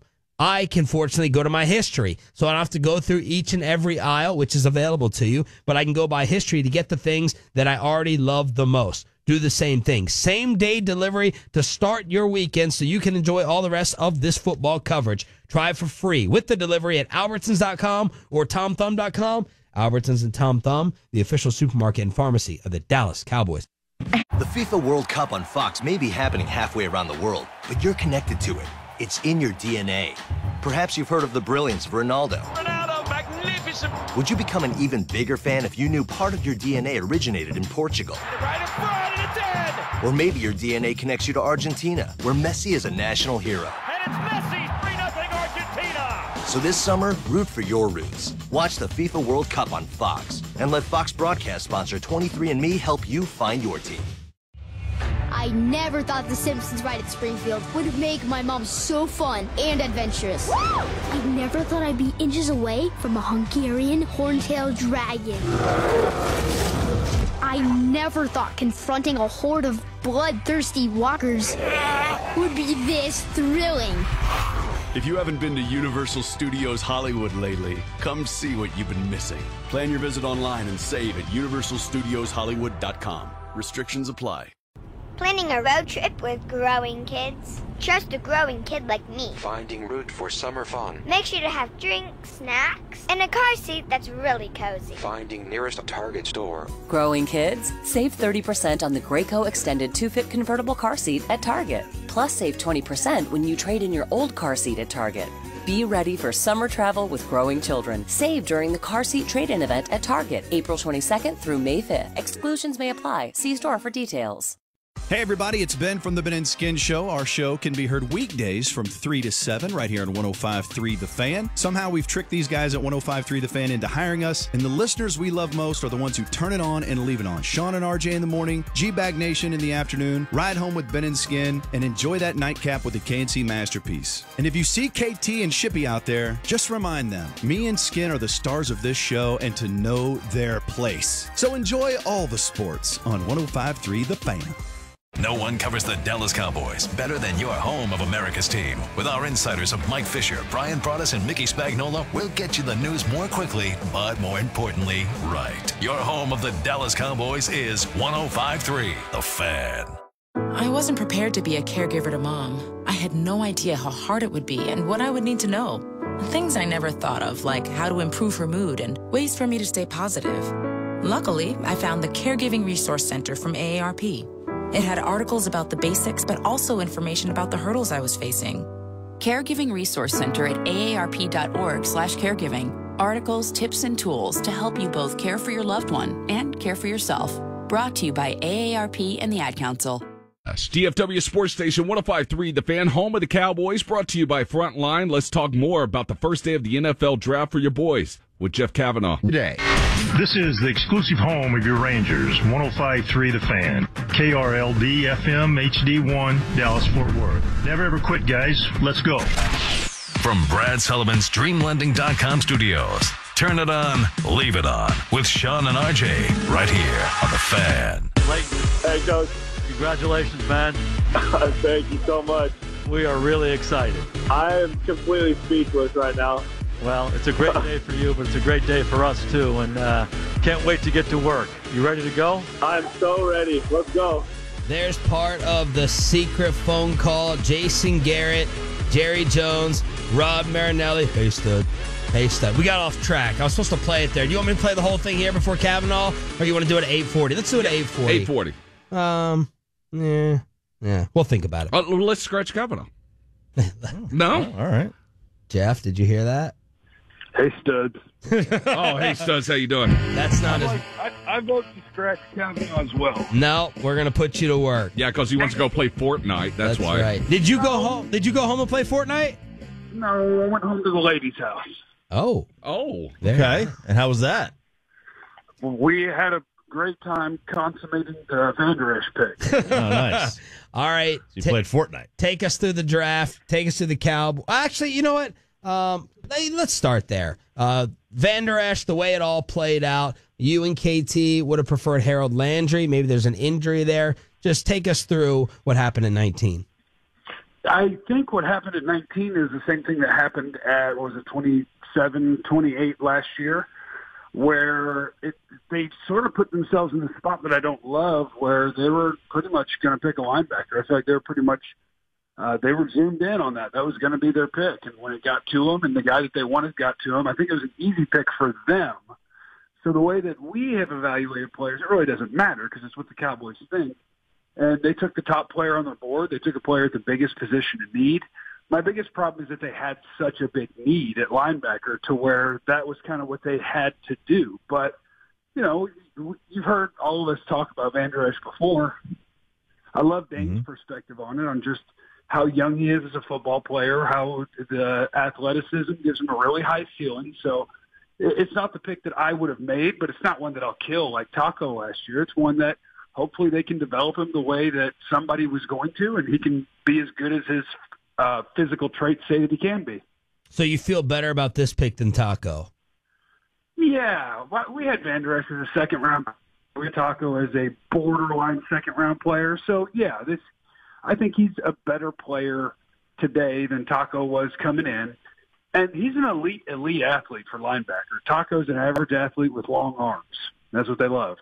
But Vander Esch has a lot of tools, and he's been incredibly productive in his 1 year at Boise State. So he's got stuff to learn. He needs to learn how to use his body. He needs to be a more physical player. But there's a lot to like with Vander Esch. So I enjoyed your poll this morning. I voted for the middle one. Yeah, the poll is, did you love the pick? I don't love it, but I get it, and I hate it. And so far, I don't love it, but I get it is winning big. And I'm glad because I feel partially responsible. Like people last night after they picked Vander Esch are tweeting me like, oh, this is awful. We're terrible. And it's like, well, we kind of helped to create that thought process by saying it's not the guy that we would want to pick. And I don't want to do that to a fan base after the first round of an NFL draft. The dude can play. He's a good player. And what he could turn into is very exciting. So I don't want to kill this pick. I just don't love that they were almost forced into doing it like they were with Taco. I think they knew they were taking the linebacker at 19 before the draft even started. Jeff Cavanaugh, BuyerSafety.com hotline, part of the nonstop draft coverage here on 105.3 The Fan. Now, what about moving up for Derwin, someone else, or possibly moving down? Jerry said afterwards, we never thought about moving up. We got some calls about moving down. What about the other options versus just staying at 19? Yeah, I think we were sitting there getting really excited about Derwin. The thing that holds you back on Derwin James in a trade-up is, number one, by the time he got to where he got to, they weren't going to trade away from Derwin. That's why it was going to be expensive. If you wanted to go to 17 and get him, I don't know what they wanted because they wanted to pick the player. So ahead of that, whoever was picking each individual player, how much did they want to sit there and pick that player? How much did they think that guy would make it if they dropped to 19? So I don't know what the price is. I believe Jerry when he says it would have been expensive, and I would have loved to have Derwin James. He's probably a top 10 player in this draft for me, but he's also a strong safety, at least at Florida State. He was a strong safety. He was an edge guy. He would rush the quarterback. He's super versatile. He's a great athlete. But if you were going to trade for him, it meant you were going to dedicate 2 of your first 3 picks, and you were going to pick a guy at a position that wasn't one of the needs we're trying to fill. I hate that need is a real thing, but it's a real thing. If you got Derwin James, you could play him at free safety, and maybe that works, and maybe he turns out to be great at it. But if you're drafting him for what he was at Florida State, well, you're drafting a strong safety, and you haven't addressed linebacker, you haven't addressed guard, you haven't gotten a wide receiver, and now you got 1 pick in the top 81 to try to find that. So that would have been pretty darn tough. I would have loved if he fell in our lap, but it got close. It was exciting. We had to go 9-7. We had to. Yeah, had to. But I think the thing with that is, Cavanaugh, if you have a chance, I guess my biggest problem with it, if you have a chance to get a top 10 talent, I don't care if it's, obviously, if you have like a quarterback, you wouldn't take a quarterback there. But if you have a chance to get a top 10 talent, I don't care what the fit is. Take a football player. No, you're right. I'm going to back down in this debate already because you're right. If you have a chance to get that dude now, but this is for me. How did they have those 2 players ranked? Are they within a couple spots of each other? For me, Derwin's a top 10 player, and I probably had Vander Esch in the 30s. So to me, sure, go get him. But how did they have him ranked? And I don't know that. So yeah, you're right. If you have a chance at that sort of talent, you just pick him and you make it work as long as it's not something where he wouldn't get on the field like a running back or a quarterback. If Derwin would have been on the field, he would have helped your football team. So I would have enjoyed a trade up. You're right. So, Jeff, yesterday I said it felt like, as opposed to last year, we had a ton of options. Like, we had an embarrassment of riches at 19, a bunch of different choices we'd feel good about. You feel that same way about today? Oh, yeah, I love the way the board looks right now. I think after they get together and they figure out what their targets are today, the guard from UTEP, Will Hernandez, didn't go in the first round. James Daniels, the center/guard from Iowa, didn't go in the first round. You got Cortland Sutton, Michael Gallup, Anthony Miller. You got these wide receivers. So we're going to be on the air again today, and we're just going to be, at least I will, I'll be on watch for about 6 to 8 names to see how many of them start disappearing where. And do you need to move up from 50? Can you sit at 50? Because right now they're sitting there looking pretty for either an offensive lineman or a wide receiver. When they get to number 50, I think the board's looking good for them today. I think they're feeling good. Oh, I like what you just said, that the board's good at 50. Because if they don't have a 50th pick, I'm going to lose my you-know-what. That's my, like, if they go and they make that trade for Earl Thomas, I'm going to lose it. I'm not going to I'm not going to there's no lose in this. That's the thing. There's no lose. If they trade number 50 for Earl Thomas, you might not love it from a team building and a value standpoint, but you're going to love that when it's time to play week 1, you have Earl Thomas instead of whoever you would have picked at 50 because he's going to help your team more this year. Yeah. So I'm yes, he doing that. I wouldn't love it long-term as a team-building move, but getting to week 1, you're going to love having Earl Thomas. So we got a bunch of different wide receivers. Yesterday, KT compared Will Hernandez to Larry Allen, or at least like some traits that could go there as well. Tight end option. So we're feeling good. We're feeling good right now. I want to get that straight before we move on to your thoughts on the rest of the first round. We're good right now, right? No, yeah. No, wait, no, yeah. Yes, and yes. Sleep the answer deprived. is yes. You're sleep I don't know deprived. why I used the word no as a crutch before I used the word yes. Okay. Yes, we're feeling good right now. All right, your thoughts on the rest of the first round, the highs and the lows. New Orleans shocked and stunned us. Dane was in the room at the time when New Orleans gave up another first-round pick to go up to the middle of the first round, and we thought for sure you paid a quarterback price. Yep. You're going to get Lamar Jackson. And instead they picked Marcus Davenport, which is cool because, he's a UT San Antonio kid, so that's cool, and he's incredibly talented defensive end. But that is a raw player. And they just gave up number 27 and a first-round pick to go get a raw defensive end that I don't think can even help them a lot this year. Now, they built up some credibility last year by picking all the Pro Bowlers in every round, but that's a ton to go get a non-quarterback. That was nuts.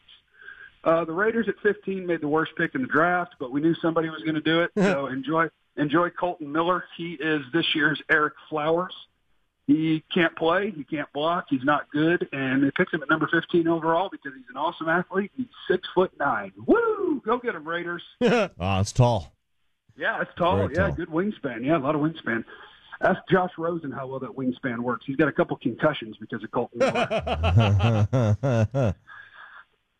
What about Lamar? I love that he went in the first round. I love that somebody came and got him, and Joe Flacco's terrible. I wanted him in Jacksonville. Because I wanted to see them get rid of Blake Bortles, run the ball 60 times a game, pass the ball 14 times a game, and win the Super Bowl. That's what I wanted to see. So 32 is a little later than I thought he would go, but, it seems like teams are really afraid of the RG3, of the running quarterback. When he gets hurt, is his career over? What's it going to look like? But when he's on the field, I tell you what, he's going to impact the game, and he's going to give defensive coordinators more nightmares than any other rookie quarterback that went in this draft. Browns take Baker and Denzel Ward. I don't think a lot of people would have, bet on both of those guys going there. How much money you and 8 days ago? How much money you and KT lose on Bovada last night? I lost some money. The bad part is that I made a bad value bet, Chop. The value bet was Baker. Yeah. And I took the bad value bet because I thought Darnold was pretty much a lock, and so I put my money on Darnold. And then when Baker went, I was like, holy cow, the value you could have had if you had bet on Baker Mayfield. But I didn't. I didn't do it. I liked their Denzel Ward pick. Now, Bradley Chubb, the defensive end, would have been a good pick too, but I had been talking up Denzel Ward as I would take him over Minkah Fitzpatrick. He's my top DB in this class. And so I was happy that Cleveland took Denzel Ward because that dude's a baller. Dane said it last night. He's the best corner on their roster already. So Cleveland got better. We're going to see what they're going to do with Baker Mayfield, but they got a heck of a corner, and they got Baker freaking Mayfield, number 1 overall, the greatest college quarterback of all time, by the way. Are you happy? That's the girlfriend talking. Yeah. Are you happy that the Giants took Saquon over Sam Darnold or another quarterback? Yeah, it's not going to be fun playing against Saquon Barkley twice a year, but I'll take playing Saquon Barkley twice a year over them having their next quarterback for the next 15 years. So, yeah, I think they screwed that up. Saquon's a monster. Running the ball, catching the ball. If they let him return kicks, he's a monster all over the field. But it's a running back. It's a dependent position. If you can't block for him, if you can't protect your quarterback and throw the ball to him, he's a running back. He's really good at it, but he's a running back. And they passed on their first time in the top 5 since the year they got Eli. This is their first time there. So when are they going to get back there to get their quarterback of the future? I don't know. But for now, they don't have him, and that's a win. A lot of Cowboy fans, Jeff, saying, where the heck is the wide receiver? Dez tweeting, if you're going to pick a wideout, get Calvin Ridley. DJ Moore went to Carolina at 24. Ridley went to Julio and the Falcons at 26. Do you have any wide receiver regret? No, I like this wide receiver class. I think that is about the range that those guys should have gone because there's not a Julio Jones in this class. There's not an A.J. Green. There's not, I don't think that there is a bona fide superstar wide receiver. I think they're good ones. And DJ Moore, Calvin Ridley, that was sort of a pick your flavor to me. Moore's probably more physical, a little better after the catch. Calvin Ridley is the better route runner and a better deep threat. So you can take them in whatever order you want. It fits that Steve Smith is going to Carolina again because that's who DJ Moore reminds you of. And Calvin Ridley with Julio Jones, Mohamed Sanu, and Matt Ryan. Holy cow. I thought that was the best fit of the first round because they play Julio in the slot a lot. Sanu plays the X. Ridley plays the Z. Holy cow. That offense is going to be a juggernaut if they can protect the quarterback. You say there's not a Julio AJ in this class. Is that just by chance, or is that because the positions changed and they're going with smaller wideouts who are just kind of more shifty? Yeah, I think it's both. I think if there was a guy like Cortland Sutton, for instance, he's built like AJ Green and Julio Jones. If he was a polished route runner who had played great competition, he would be, and he ran a 4.3 instead of a 4.5. Well, you got a guy that's getting picked in the top 5. But because the best receivers in this class do happen to be 6 foot tall or right around 6 foot tall, and that is kind of what the game's gone to. It's so much more horizontal. It's so much more short passes. It's so much more we want separation more than anything, and early separation off the line of scrimmage. That makes guys like Ridley and DJ Moore become the guys that you really want on your football team. So I think it's both. I think there's a little bit of a shift in the way football is played, but those special wide receiver prospects are still the ones you want. They just don't exist in this class. All right, last one. We know that if the Cowboys take Shaquem Griffin, KT is buying drinks for everybody. If the Cowboys take blank today, Cavanaugh is buying all the drinks. James Daniels and Will Hernandez. I can't see either one getting to 50, but those are my 2 best interior linemen left, and I would just love to get back to blocking everybody, hitting everybody in the mouth, protecting the quarterback perfectly. That's my dream. You know what? I'm going to throw in another one who I don't think they visited, but it doesn't matter. We're out of the first round now. The Oregon left tackle Tyrell Crosby. If you wanted to pick him, he's the last guy left. Or Connor Williams. He's still on the board. I almost forgot about you, Connor.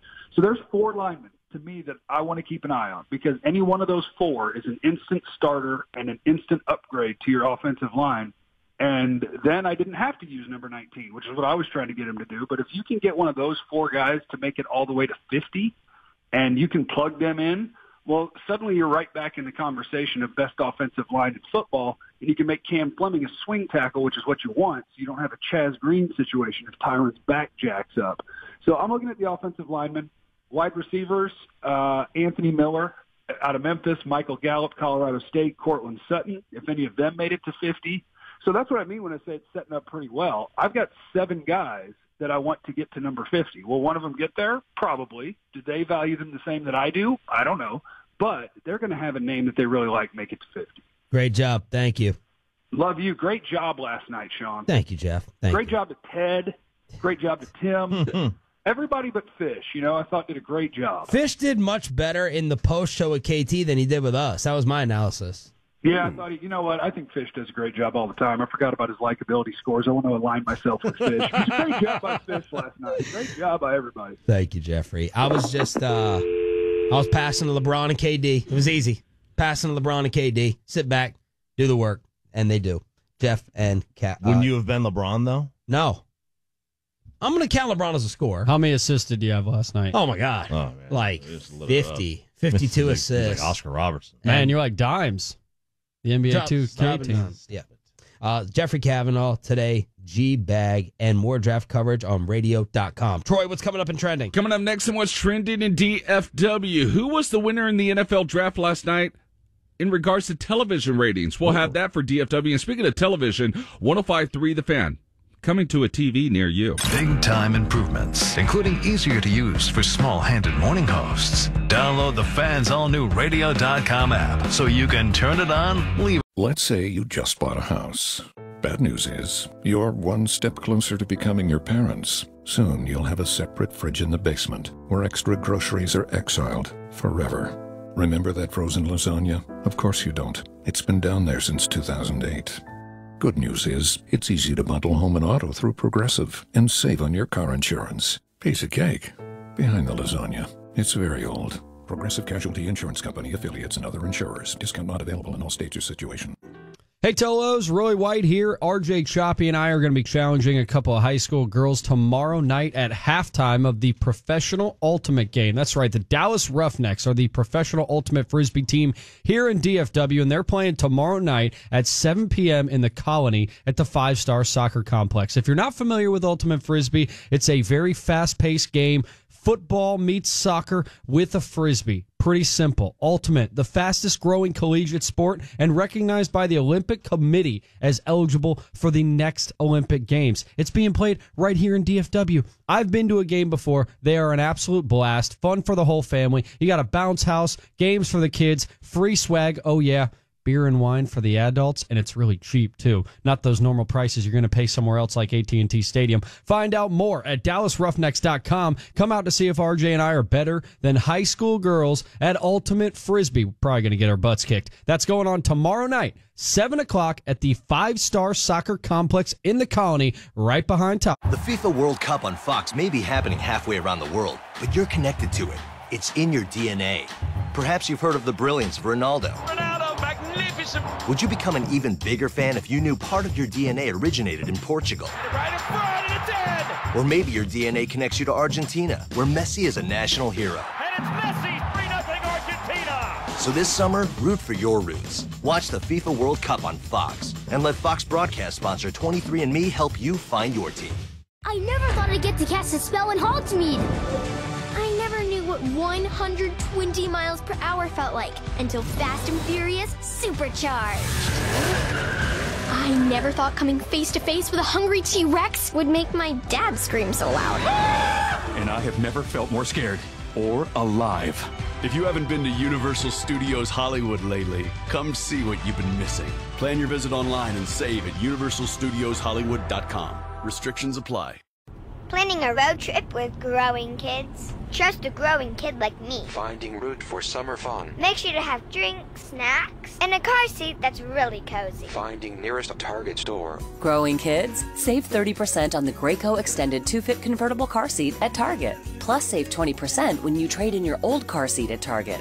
Be ready for summer travel with growing children. Save during the car seat trade-in event at Target, April 22nd through May 5th. Exclusions may apply. See store for details. 105.3 The Fan is your home of the Texas Rangers with Eric Nadel.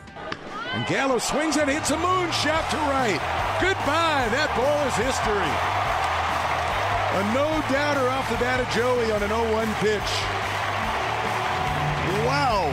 It's 4-1 Rangers. Matt Hicks. Barnett setting up on the first base side of the rubber. Kicks and deals. Swinging a line drive. Diving to his left. Beltre, and he makes the catch. Adrian Beltre takes a base hit away from Derek Norris and brings about an end to this 7th inning. And Jared Sandler. So here's Beltre. Swings first pitch and gives one a ride to left. That ball's back. It's out of here. Just over the out-of-town scoreboard. Career home run, 452. Listen all season long to Texas Rangers baseball on DFW's home of the Rangers, 105.3 The Fan. The Ben and Skin Show will be broadcasting live from the Sleep Number activation area in Lot 4 at AT&T Stadium today from 3 to 5:30. And don't miss Dan Bailey in person at 4:45. No passes needed. Just come on by and hang out. Come see us in Lot 4. Details at 105.3. Hey party people, this is your favorite party person, Shippy. Maybe I'm not your favorite party person, but I would like to party with you soon. And what better way to party than to listen to 105.3 The Fan all day, every day. We like to Tolo over here. If you're new around these parts, that stands for Turn It On, Leave It On. And I work with the Ben and Skin Show from 3 to 7. And what better host for me to learn from on a daily basis? I mean, there's a good chance that they just finished talking about some really awesome sports topics. So why would you change the channel or the stream or whatever you're listening on, wherever you're listening? If you do get tired of sports, don't worry. We got plenty of Shippy fun facts to share, as well as pranks, awesome interviews, special guests, and whatever else makes you want to party. So don't go anywhere. We've got plenty of Cowboys, Rangers, Mavericks, Stars if they'll let me. So turn it on, leave it on. Tolo, I love you, and thank you for listening to 105.3 The Fan. W Sports Station 105.3 The Fan, brought to you by the Dallas Zoo, as we roll into what's trending in DFW. 14. Trending DFW. Trending DFW. What's trending in DFW? With the 19th pick in the 2018 NFL Draft, the Dallas Cowboys select Vander Esch, linebacker, Boise State. Yes, there's the announcement made by that son of a bee last night. Vander Esch is your new Dallas Cowboys. You heard that right here on 105.3 The Fan, and obviously you were listening to the coverage last night on 105.3 The Fan, but how many people were watching it? We have the DFW television ratings to go through in a second, but if you take a look outside of Intercom Radio Tower, it is gorgeous outside, and it will remain that way throughout the weekend. Today, partly sunny skies, 81. Tomorrow, partly sunny skies, 84. Sunday, partly sunny skies, 85. Get naked. Sandler asked if I wanted to play tennis, but I don't think I can do it after going to sleep at like 12:30. But I've been pretty good throughout this show so far. The energy of talking about something you love can get you through it. I'm sitting here snorting coffee, basically. So I'm considering it. It could be a hard crash, but I'm on the fence. I don't know what to do. You know, you'll be out there. You may be tired. Yeah. Once you start playing, you will you'll get energized simply by doing like. I think I'm going to go home and ride the bike and rewatch the first round. I recorded both broadcasts. No, don't do that. Don't give me stink eye like that. That's just ridiculous. You already did the first round. I want to hear. It's not you don't rewatch sporting events. I want to hear the reaction and the analysis. That's how much of a draft nerd I am. Like, I'll have it on in the background as like I want to see how everyone reacts. I won't do it. That is nerdy. I won't do it for Saturday. But like today. Oh, cool. Cool. So you want to hear? We'll do it for rounds 4 through 7. So you want to hear the reaction of people who can't get jobs in front offices? Yeah. Okay. And the crowd, and just like the surprise factor of it. You know, I'm just interested in it. But you're not surprised anymore. You know who got picked. Just shut up. I can't wait to relive. Just go play tennis. Can't wait to relive the surprise factor. Let me live my life. By the way, you'll be wasting your time this afternoon when the greatest Royal Rumble is going on at like 11 o'clock this morning. What? Did I? Is this New Japan Wrestling? You weren't going to include that? You realize that there's more than just the draft. You weren't going to include. I apologize. There's a pay-per-view WWE event at 11 a.m. Start over. It is called the Greatest Royal Rumble. It begins at 11 o'clock live from Saudi Arabia this morning. And it has, everyone's going to be there. Triple H, John Cena, The Undertaker. Everyone's like in this gigantic match in Saudi Arabia, begins at 11 o'clock. The photos that are from this, I know I'm nerding out a little bit, all the ringside seats are like velvet chairs. They're like $1,000 each because of all these princes and prints that are going to be rolling into this arena. So they are going to, like, the old guys are going to fight? Oh, 7 titles are on the line this afternoon, Calm down, Sean. Roy. Calm the down. 50-man Royal Rumble match, the greatest Royal Rumble match ever in the beautiful city. They keep telling me it's a beautiful city of Jeddah in Saudi Arabia. Jeddah? Yeah. I was hoping they were like a higher class of people, like more cultured. No. Well, they're not cultured at all since they won't allow the women to wrestle today. So they won't? Not without something on their face. That's not going to happen. Let's move on. All right, let's move on. All right, speaking of the NFL draft, of course, we're going to cover the NFL draft day 2 right here on 105.3 The Fan as you go to radio.com. That's where we'll have our coverage tonight for the NFL draft day 2. We will have the pick before anyone else, and we will hear the call from the war room to the players, radio.com. But what about television last night? Who was the big winner in the NFL draft? You had Fox 4, ESPN, and NFL Network. Who was number 1, and what was the rating at the time Leighton Vander Esch was selected? It was around 9:15. Well, Fox 4 has to be number 1 because they're regular cable. Yep. Even though we now know NBC5 is the best in town. We'll get to that in a second. Then ESPN, then NFL Network. The rate, you want to judge us off that first, and then we'll get to the number? Do you agree, Chop? Yeah, give me your... that's easy. Yeah. Fox, ESPN, NFL. Okay, and give me your number. At the time Leighton Vander Esch was selected, what was the DFW television rating? DFW TV rating when LVE got picked, I will say, is a 11-4. I'll say a 23. 23? I'll go 14-9. Actually, 23 is probably too high, but I'll stick with it. All right. It's definitely not a Cowboys game, but you are correct. Fox was number 1 last night. ESPN number 2. NFL Network number 3. Fox 4 last night, 9.8 at the time Leighton Vander Esch was selected. Oh. Then that's a good number. That actually is a really almost Winter Olympics numbers. Really good number. ESPN with a 5 flat, and NFL Network. Oh, you tried your best. 1.5. Okay, so basically a 15. Yeah. 15 total. Exactly. So people were definitely tuning in to the NFL Network, but you want to tune in to 105.3 The Fan for all the coverage. What else is trending in DFW? On 105.3 The Fan, we will get to the major news that will be taken over the weekend alongside the NFL Draft. But, Sean, as you already mentioned... But I will say this real quick. I know that we broke all the radio ratings. Oh, yeah, we did. It won't come out for 3 weeks. Thanks for Will asking on Twitter. I can just already tell. You can tell from Twitter this morning. I guarantee we smashed the radio ratings. If we did not, I will not acknowledge or talk about it. Will you do what the guy did who Castrate? was upset about the Cowboys pick? No, I'm good. Nah, we don't need to be doing that. Yeah. What's trending in DFW on 105.3 The Fan? Brought to you by mycomputercareer.edu. And it's a Fan Friday, of course, thanks to the WinStar World Casino and Resort. Sean, you already hinted to it. Let me give you the full details as we may be going to television soon. Hashtag NBC. So the announcement came out yesterday, and here is the press release. Intercom, the #1 creator of live original local audio content in the United States, and its Dallas-Fort Worth stations announced a media partnership with NBC5 and Telemundo 39 that will improve the experience for thousands of North Texans who view, listen, or engage with the media organizations. Bottom line, all of our radio stations here at Intercom, including us, will be teaming up with NBC5 and Telemundo, and I hope that we are on This Is Us within the next year. You want to be, on the actual, okay. Yeah, I want to be on the show. No one cares about this that much until we get on TV and stuff like that. So good. The only thing I'll say about it, being a sports TV nerd, I've always thought NBC had better picture quality than all the rest of the networks. I know it may sound weird. I can't explain it. Like the Sunday Night Football cameras, I enjoy like the colors in that broadcast more than all the other ones. I've always thought it was like clear, sharper.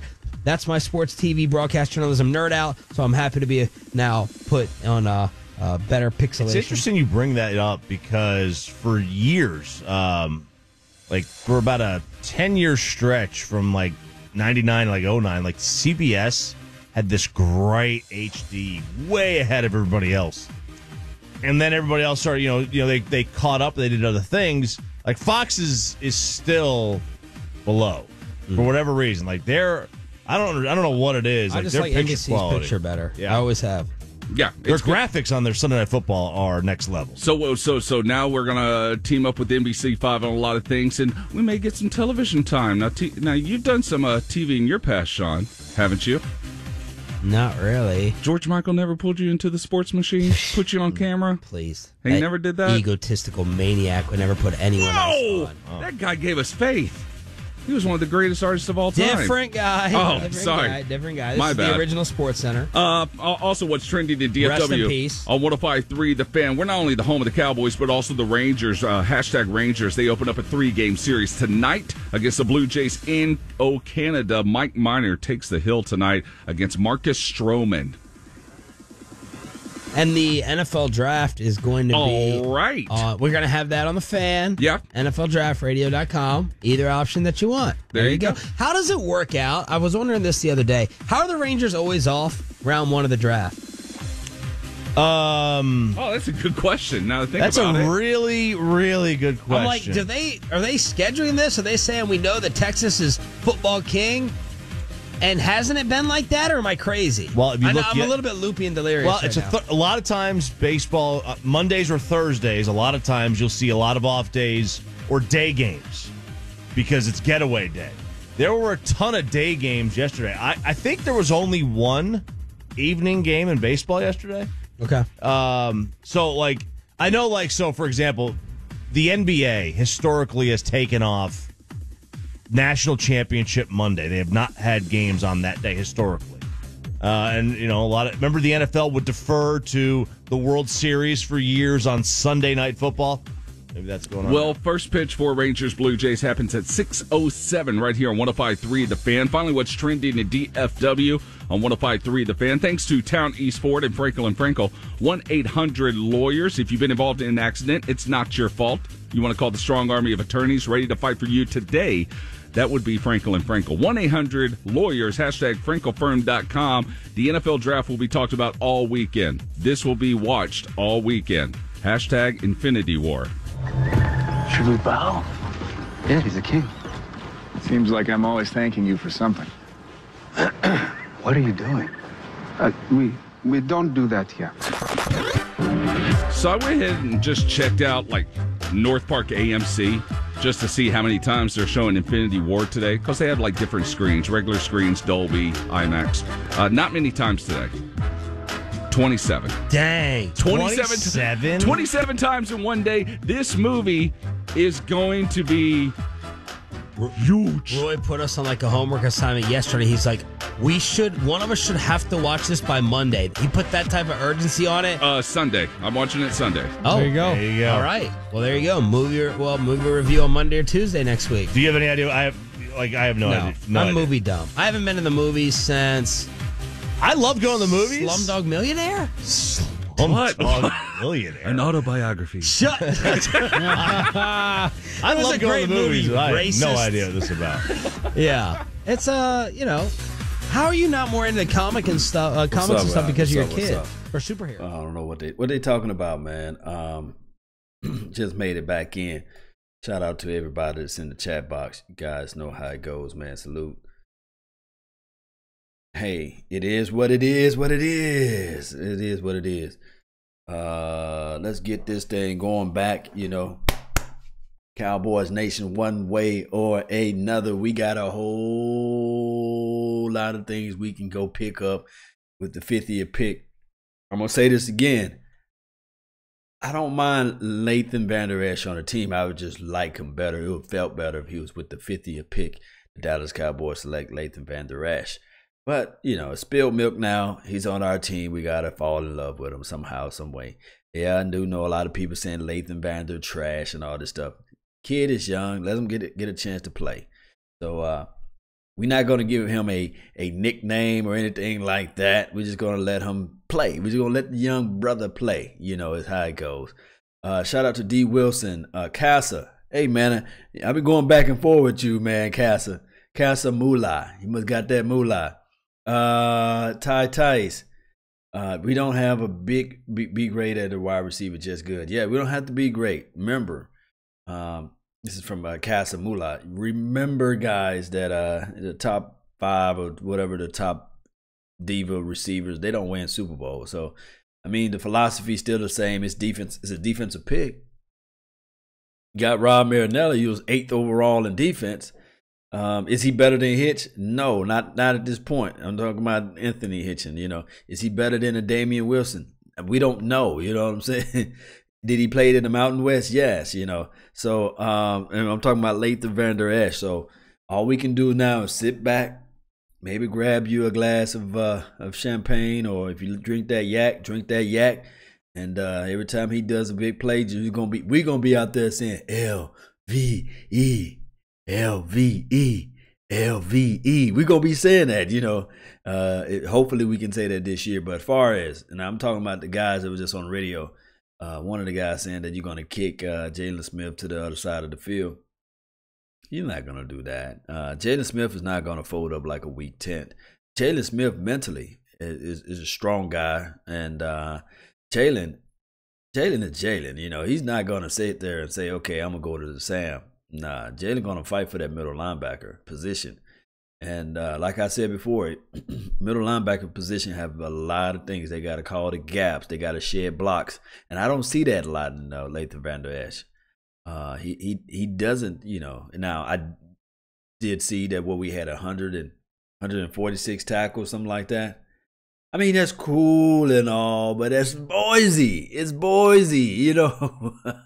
You can't set your whole 10 on that, you know. Now, if he had 146 tackles out of the SEC, now we're talking, you know. But it is what it is. That it is. Don Humor, what's up, man? Shout out to you, man. Shout out to everybody that's in here. Cold Division. Anyone seeing us getting Griffin? Griffin would be nice at this point. Griffin would be nice. You know, now then again, Griffin with the 50th pick, I wouldn't want that, you know. But Griffin around 4th, maybe trade back into the 3rd, something like that, maybe, you know. But I don't want to see us trying to coddle all of these 10 picks and say, okay, we're going to use all of these 10 picks. No, I don't want to see that. I don't want to hear that. We don't even want to imagine and think of that, okay? Sam Lakitos, or Lakites. Oh, this is Charles Edwards responding to Sam. He said, bro, stop over evaluating our own players. These good players are not producing good results. I mean, what he's saying is stop overvaluing our players, and pretty much the results is what matter. I said before, everybody have reasons. Everybody have their opinion, their thoughts on a player, but results is what matter, you know. We can sit back and say, well, Randy Gregory, you know, if he can stay off the weed, he can be able to step it up this year. That's if you have a reasoning, right? The results is what matter. We can all talk about Taco Charter. And what we do as Cowboys Nation, we kind of craft and we try to take our thoughts and say, okay, how can I put this? Even with the Taco Charter, you know, we try to circumvent it a little bit and just try to make ourselves fall in love with the pick. We'll say, well, he's not, at least he's better than a Foster guy, Reuben Foster, whatever the guy. He's in jail somewhere and the allegations coming out false, but you can only imagine if he played for the Cowboys. So we'll say that, and then we'll say, well, TJ Watt is not a system guy that fits our system, and then we try to circumvent it a little bit, and then we talk about even LVE. We say, well, you know, he's the best linebacker on the board at this time. And when you're looking at the collective defense or how we play defense, we played so much nickel. Pretty much, you're drafting a pretty much a spare. You're drafting, what do you call that? A guy that come off the bench. You drafting depth, you know, with the 1st round draft pick. And then also somebody also said with Travis Frederick, I believe, hey, where were all you guys when we drafted Travis Frederick? Which is cool. Travis Frederick actually had a 3rd round draft grade on it, you know. Can you imagine? But people fail to realize, people say, oh man, look at Travis Frederick. Travis Frederick is everything, you know. He's the next best thing since sliced bread. Can you imagine if we'd have picked up Travis Frederick in the 3rd round and we'd have picked up some more explosive guys with the 1st and the 2nd pick, because Travis Frederick, I think he had a 3rd round draft grade. But people always go back and say, hey, remember Travis Frederick? But I'm going to ask you this, everybody who say, hey, remember Travis Frederick? Remember Travis Frederick? How many Super Bowls we got since we picked Travis Frederick? I'll sit and wait. I'll wait. Put it down below. Travis Frederick was a trade back though, but it was still a reach. We could have traded back and we could have got somebody else. No other team said they even had him on the draft board at the time. Everybody was scratching their head. Now, did he turn out well? Yes. It could be the same scenario in the case for LVE. We could have traded back. Somebody, look, trust me, a lot of teams had a 2nd round grade on him. Even some people had 3rd round grade on him. Now, could it be the fact that LVE can be like the 10 sacks, 3 interceptions this year? It's possible, It's possible because he's a solid pick. He's a solid pick. Shout out to Nations, man. Who else? Shout out to Charles Edwards too as well, PJ Lopez and Sam Lakites. Hey, it is what it is. What it is. Dez is gone. Increase some of the y'all. Yes, indeed, man. It's it's crazy. Let me see if I can turn my phone off because I get all these calls. But it's one of those things. It's like saying Romo was a bad undrafted free agent because he has no rings. No, I'm not equating everything to rings as it results to success. But damn it, you play for the ring. And at the same time, if you do not, and if, I'm just telling you guys, okay, all right. So I know that most of the people want the PC answer. Everybody wants us to be the fluffy, we want to kiss the sister type of situation. And that's just what it is. Everybody wants us to not to be critical of our team when we spit the truth. The truth of the matter is we haven't won a Super Bowl in 20 years, beyond 20 years. And we can go back to saying, okay, well, this guy was world class. He did everything. He have every single record in the Dallas Cowboys book, but we don't have nothing to show for it. Eli Manning is going to the Hall of Fame before even Tony Romo can even step out of the shower goods. You know what I'm saying? It's one of those things where you got to put in your mindset to say the things that we did to just make our organization look so classy and understandable is just out the window. The Dallas Cowboys, what Tom Landry done built before Jerry Jones is just out the window. And then when Jerry Jones got here, it was all Jimmy Johnson. And now we've been trying to get back to that cycle of being a relevant franchise, a relevant organization. But we like to pump our chests up on stats. We like to pump our chests up on the previous past Super Bowls. But when we start spitting the truth and we start talking about the reality of it, the fact of the matter is everybody want to get butt hurt in the pinch. Everybody want to sit back and say, well, you know what? You know, Tony Romo have this or Dez Bryant have 73 touchdowns and all this stuff. 73 you can take the 73 touchdowns. You can take all of the records that Tony Romo have and you can put them in a bow tie and fly them up somebody else. You know what? Because it doesn't matter. 10 to 15 years from now, it doesn't matter. It's pointless. It's voided space and time.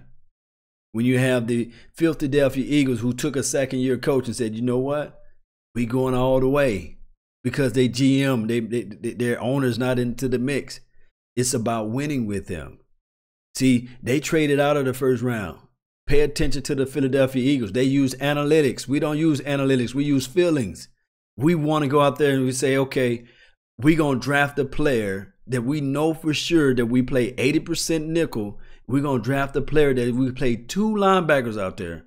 So we don't even play. We only going to have him playing minimum of time. And we are already talking about, hey, he's going to be moved to Mike linebacker and he's only played 1 year of college. And you expect this guy who played 1 year of college at Boise State out of any other university, Boise State, this guy played 1 freaking year of college. He's gonna supplant Jalen Smith, and he's going to be the middle linebacker, and you're going to roll Jalen Smith to the Sam, and you play 80% of the time in nickel. It baffles me. There's only 2 linebackers out there, guys. So you drafted a guy, and there's nothing. Look, I'm gonna tell you guys, it's nothing wrong with the pick. It's just when you pick the pick, you drafted a guy that's not even gonna get out there on the field, and we worrying about, hey man, hey, it's still possible for this and that. You don't win Super Bowls that way. I'm just letting you guys know, you do not win Super Bowls that way. What the Philadelphia Eagles did last year, they went and drafted, and trust me, I hate to bring up filthy, but what they did last year, they bettered their best. One can argue to say that, hey, the year before that, they didn't need to go out and draft a defensive end, but they went and got a defensive end because they knew for a fact that we want to fly out to the ball. They had a philosophy. We want to make teams angry. We want to make the quarterback antsy. We don't care who we already have. They went and drafted another defensive end. The better pick for us would have been the same philosophy and said, okay, we got Randy Gregory, who we have issues on. Nobody can say they can fly a kite with Randy Gregory. Nobody can say they can truly trust Taco Charlton. Okay, nobody can really say they trust a Tyrone Crawford. We had one guy, and it was just an anomaly because he just showed out of nowhere. D-Law, shout out to the Law. He showed out of nowhere last year, and he made some plays. Whoop-de-whoop-de-doo. And we put a franchise tag on him. Can you tell me anybody else that's going to be solid on this front four? Now, I do know that the Cowboys apologists are going to be saying, come on, Law, you're not a real Cowboys fan because you're talking about our team. You're talking about our team. If we had the chance right now, and this draft is not over with, of course, you can still draft the defensive end now, but defense win the championship. I told everybody the core. But when you have a guy that's not going to play, what's the opposite of the 80% of the chance? You drafted a guy that's going to play 20% of the times, and then everybody want to validate him by saying that he's better than pass coverage. And then we put a placeholder on everything that Sean Lee does and say, well, this guy would be a good draft pick when Sean Lee get injured. How about you will and deal Sean Lee? These are the cold hard facts. And I do know that a lot of people have said this before. How does trading Sean Lee make your team better? Let me retort. If he was on the Philadelphia Eagles, he was on filthy, they would have got rid of him. If he was on New England Patriots, they'd have got rid of him. Not saying that you want to cut him for nothing, but they would have made a will and deal trade. They would have figured out how somehow, some way, Sean Lee, he did his time. Okay, he's getting long in the tooth. We're going to get rid of him 2 years too soon before we get rid of him 2 years too late. So we're going to make sure that we get at least a second round draft pick, or some fool might want to, if we trade Sean Lee, we get a first and a third round draft pick. But everybody in Cowboy Nation want to say, no, Law, you blasphemous, man. You speaking crazy talk. You talking about getting rid of our best defensive guy. The guy that can only play half of 16 games a year. He's supposed to be all of a sudden at year, he's 31 or 32, however Sean Lee is, 30, whatever he is. He's going to play somehow this year, 2018, he's going to play 16 games. But what we're going to do to help cushion that blow as Cowboys Nation, we're going to go out and draft Vander Esch. So when Sean Lee do lay down and have Varsha Lombardi say and lay down, go ouch, we at least have somebody in reassurance in that place. What kind of sense does this make? And he coming from Boise, and it's just what it is, man. I cannot make this stuff up any better. Cut the damn carrot. That's from Lloyd. Hey, Jason Garrett got something on Jerry Jones. He got something, maybe hidden tapes, maybe something. He got something on him. We have to fill it out. I'm not advocating for LVE. Hey, it's our baby now. We gotta evaluate them now. We gotta go roll with them. But what I'm saying is, if anybody know what reaching is, you're reaching out for a player, hoping that he's gonna turn into something. When you could have just waited and sit back, and you could have got him at 50. And if he'd have went to another team, salute. But we could have still better. We could have been in a situation where we would have strengthened our core by not reaching and staying true to what's on the board. Now these guys evaluate things different than I do, but there's no out of 31 other teams. There's nobody picking people from Boise State. if they are feeding from Boise State program, let me know and I'll shut what you call the hell up. Let me know any other 31 team that's picking players from Boise State. Let me know and I'll sit back and I'll sip on my yak and I'll shut up. And people look at Smith fan 22, 6'4", 256, run the 4.640, have great measurables. Yeah, that is great. those are remarkable, beautiful numbers. He might can just be the next Lawrence Taylor out there. He can be everything, but what I'm saying is when you're reaching, when you're going off of measurables alone and you're forgetting the tape, you're not seeing about, you're not trusting what your eyes see out there on the field. That's what's the definition of reach, you know. So with that being said, that means Nyheim Hines, whatever, since he's the fastest running back, he should have went first. He should have went beyond Saquon Barkley because he has the measurable. He's 6 foot. He's 200, right at 200 pounds, and he runs a 4.3. We should go out and get Nyheim Hines, however you say his name, with the first round draft pick. It just doesn't work that way. It's different. Underwear Olympics. That's what got us in trouble with Byron Jones. We looked at his measurables. Now, has Byron Jones been a good pick for us? Yes. Would he have been better in the second round? Of course. He's a solid, decent player. No one can just say, hey, Byron Jones is trash. It's the same pick. Byron Jones, Taco Charlton, LVE are the same pick. No matter how you slice it. These are all the same guys. Jahi Ajayi from Boise State. Jahi Ajayi, whatever his name is. I'll sit back and wait. Yeah, he got him a ring. He was traded from the Miami Dolphins, right? Come on now. Come on, man. Name me another Boise State guy where a team is continuously forming from them and they won Super Bowls, multiple Super Bowls, not traded in like that Jahi Ajayi, because one can argue and say they was on a path of playing great football even without him. You see what I'm saying? That's reach even putting that out there. But shout out to you, man, Duke brothers, for putting that out there. That's still good, though. Good information. Khalil Mack came from Buffalo. And this is what I'm saying. This is what I'm saying. I'm not saying small schools don't win championships. But when you reach, you're reaching. That's what it is. How many Boise State players are in the NFL bus?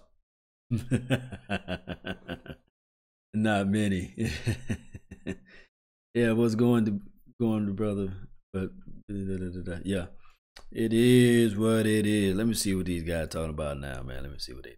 Nice. I was just using the Cowboys. That's I know, all but you got to use all of them. You got to use all of them. You can't just use the Cowboys. If you want to argue that you don't want to give at least $10 million to a guy that old for 3 seasons, I get that.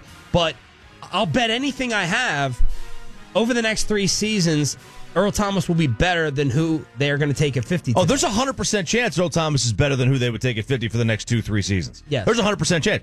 I'm saying I don't care. I'd rather the risk of the 20 or 30% risk. Whatever it is. Because you know it's not 40 or 50. No, I know. But whatever it is, even though the Cowboys have done a good job of taking guys and finding second-round players that hit at a better than 20% rate in Garrett's tenure, I'd rather take that risk. All right, when we come back, his first interview in the Metroplex is a brand new Cowboy, Leighton Vander Esch, with 105.3 The Fan, Sean and RJ. On the run, download the all-new radio.com app and listen to Sean and RJ and your other favorite fan shows. Turn it on, leave it on with radio.com. Full sleep. This is Boomer Esiason. Yes. Back in the flesh. Leighton Vander Esch interview coming up next. So, Orlando Scandrick, Boise State. He's 28, not 38. Who you guys talking about as far as that? Yeah, you the man, Law. Love these streams. Appreciate it, PJ Lopez. Shout out to Lopez. Shout out to J Hard or Jared Head 92. Would have traded a first and a fourth to move up 3 spots for Derwin James. Now, Derwin James is top 10 talent. And then he's right there. Winning that last game cost us a lot. You know, we could have just pretty much not moved at all, pretty much, and picked up a Derwin James. But that's we will see how all this transpired now. And I do know that the popular topic now is Jason Garrett guy. So, and people fail to realize I'm not calling the first round draft pick of our team, number 19, a bust. But what I'm saying is that we reached, and there's nothing wrong with different opinions, different views. And he may come out just like a Byron Jones. He may just show some spectacular plays, but nothing pretty much is just going to just be like, oh, wow, eye-dropping. DeMarcus Ware came out of Troy, act as if you can only get good players from SEC. How many rings does DeMarcus Ware have with the Cowboys? It's just one. It's another thing. Whereas we always say, well, you trying to force the argument of me saying that small schools don't matter. That's not the view. I want you to open up your mind. What I'm saying is you draft players from competition that you know for sure that was out there competing. And the truth shows, if you just do a quick analysis of the last Super Bowls and the teams, and I guarantee you that you will see that schools with the bigger program collectively plays on a higher level because they already understand what it takes to play every Sunday, down in and down out. They're already used to the game. The stage is not that big for them. Now, granted, I graduated from an HBCU school. I can arguably say Jackson State have pretty much the greatest running back of all time to come out of there. That's Walter Payton, sweetness, you see, and no one would give these schools chances now because you got a lot of politics and stuff involved into it too as well now.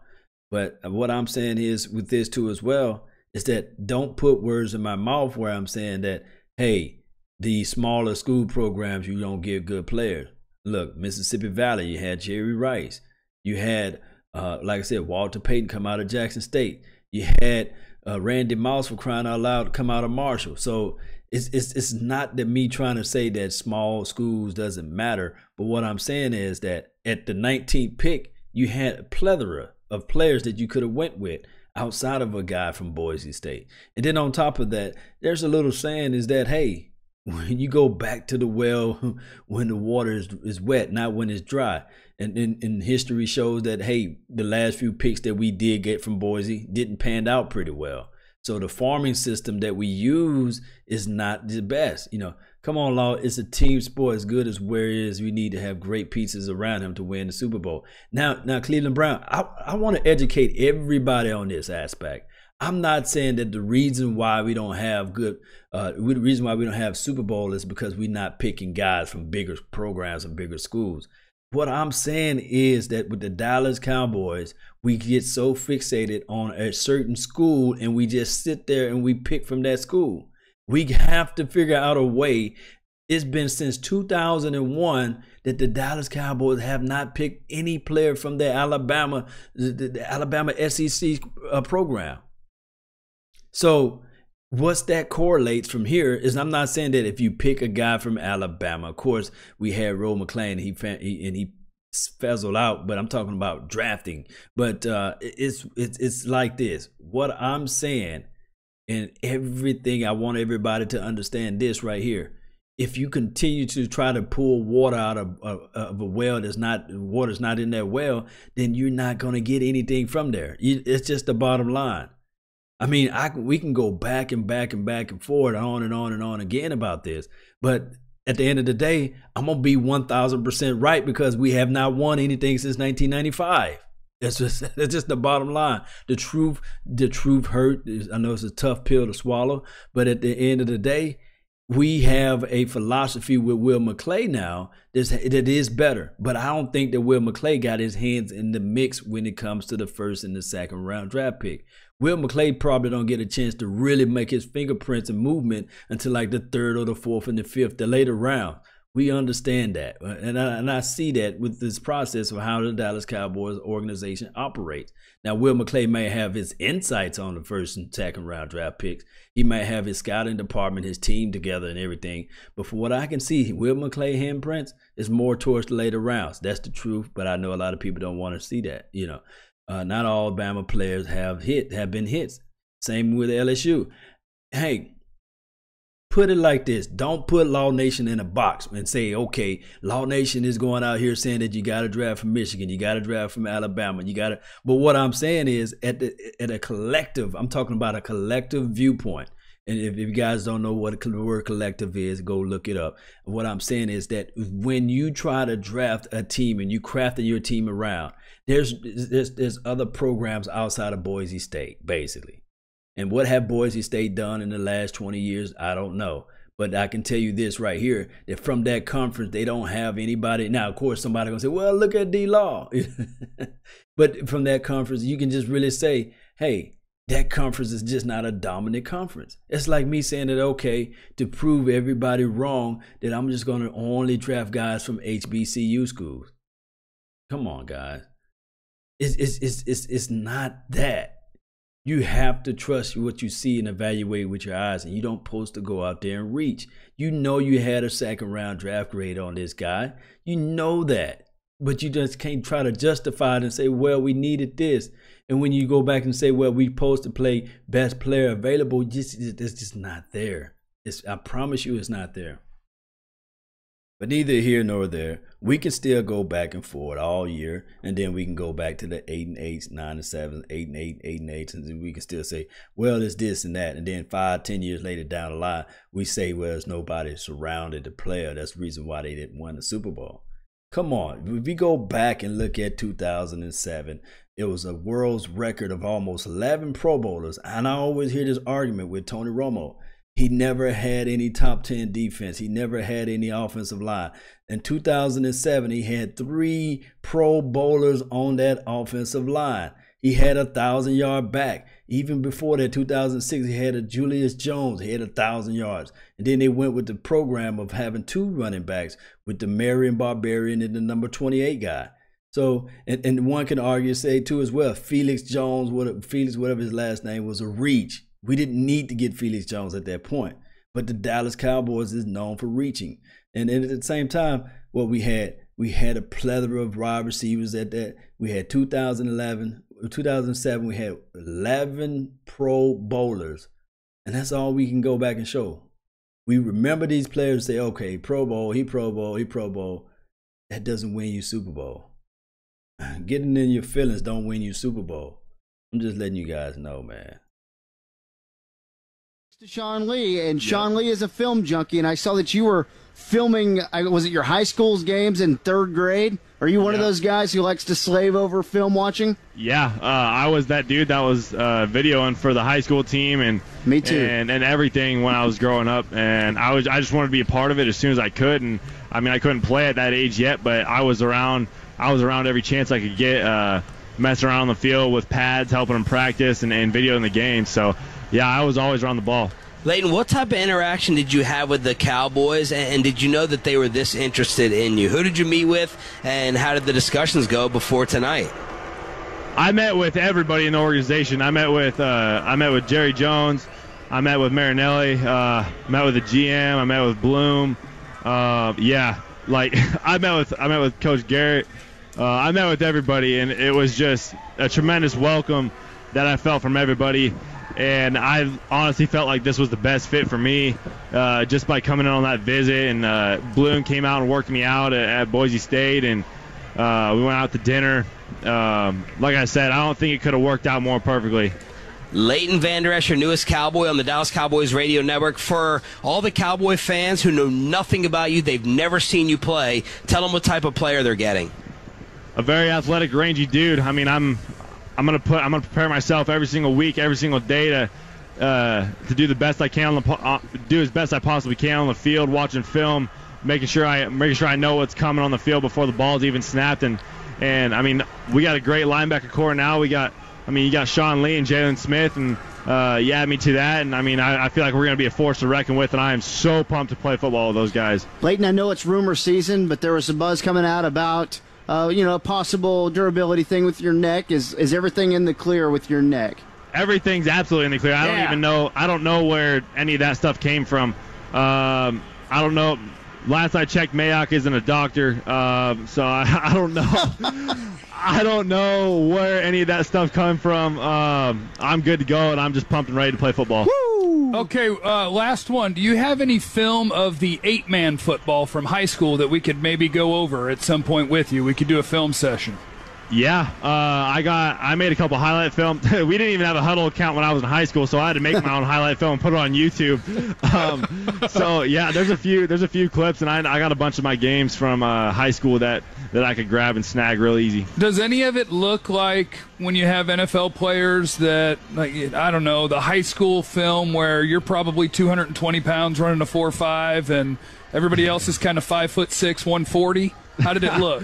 My senior year, you could say that probably. I was quite a bit bigger than everybody else, but my team was pretty built and stacked as it was. My class, we had 9 boys in my class, and they were all ball players with me. So, yeah, we put up some good numbers, and we did some great things in high school. Leighton, who's someone in the league that you looked up to, or you think you may have a similar style in terms of comparing game? Mm-hmm. Well, first and foremost, I gotta stay home with this one and go with Sean Lee. Okay, you're smart. Yeah, I mean, he's another one of those players where he prepares himself in the film room every single day. You can tell that he's extremely smart, and I couldn't be more excited to come in under him and learn from him and see what he has to say and what he has to teach me. And there's Luke Kuechly from Carolina. I mean, both those dudes are just extremely intelligent. You can tell by how they're operating on the field with each other and their other teammates. So there's a lot of things to take from them, and I couldn't be more thankful and blessed to have one of them right in my back pocket, which is Sean Lee. Leighton, what do you see as your best, most natural position fit? We know you're versatile. We know you can cover. What's your preferable position in the linebacking core? Any of them. I mean, they could play me anywhere. I would feel comfortable anywhere. I don't have really a preference right now.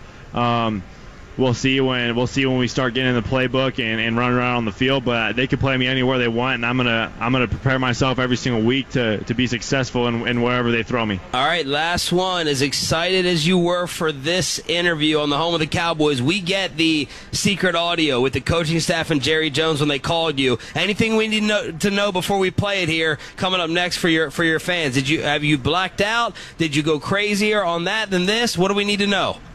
I felt like my heart was pumping out of my chest, and I want everybody to know in Dallas, I want everybody to know that my heart and soul was poured into playing for Dallas, and this is where I wanted to play from day one.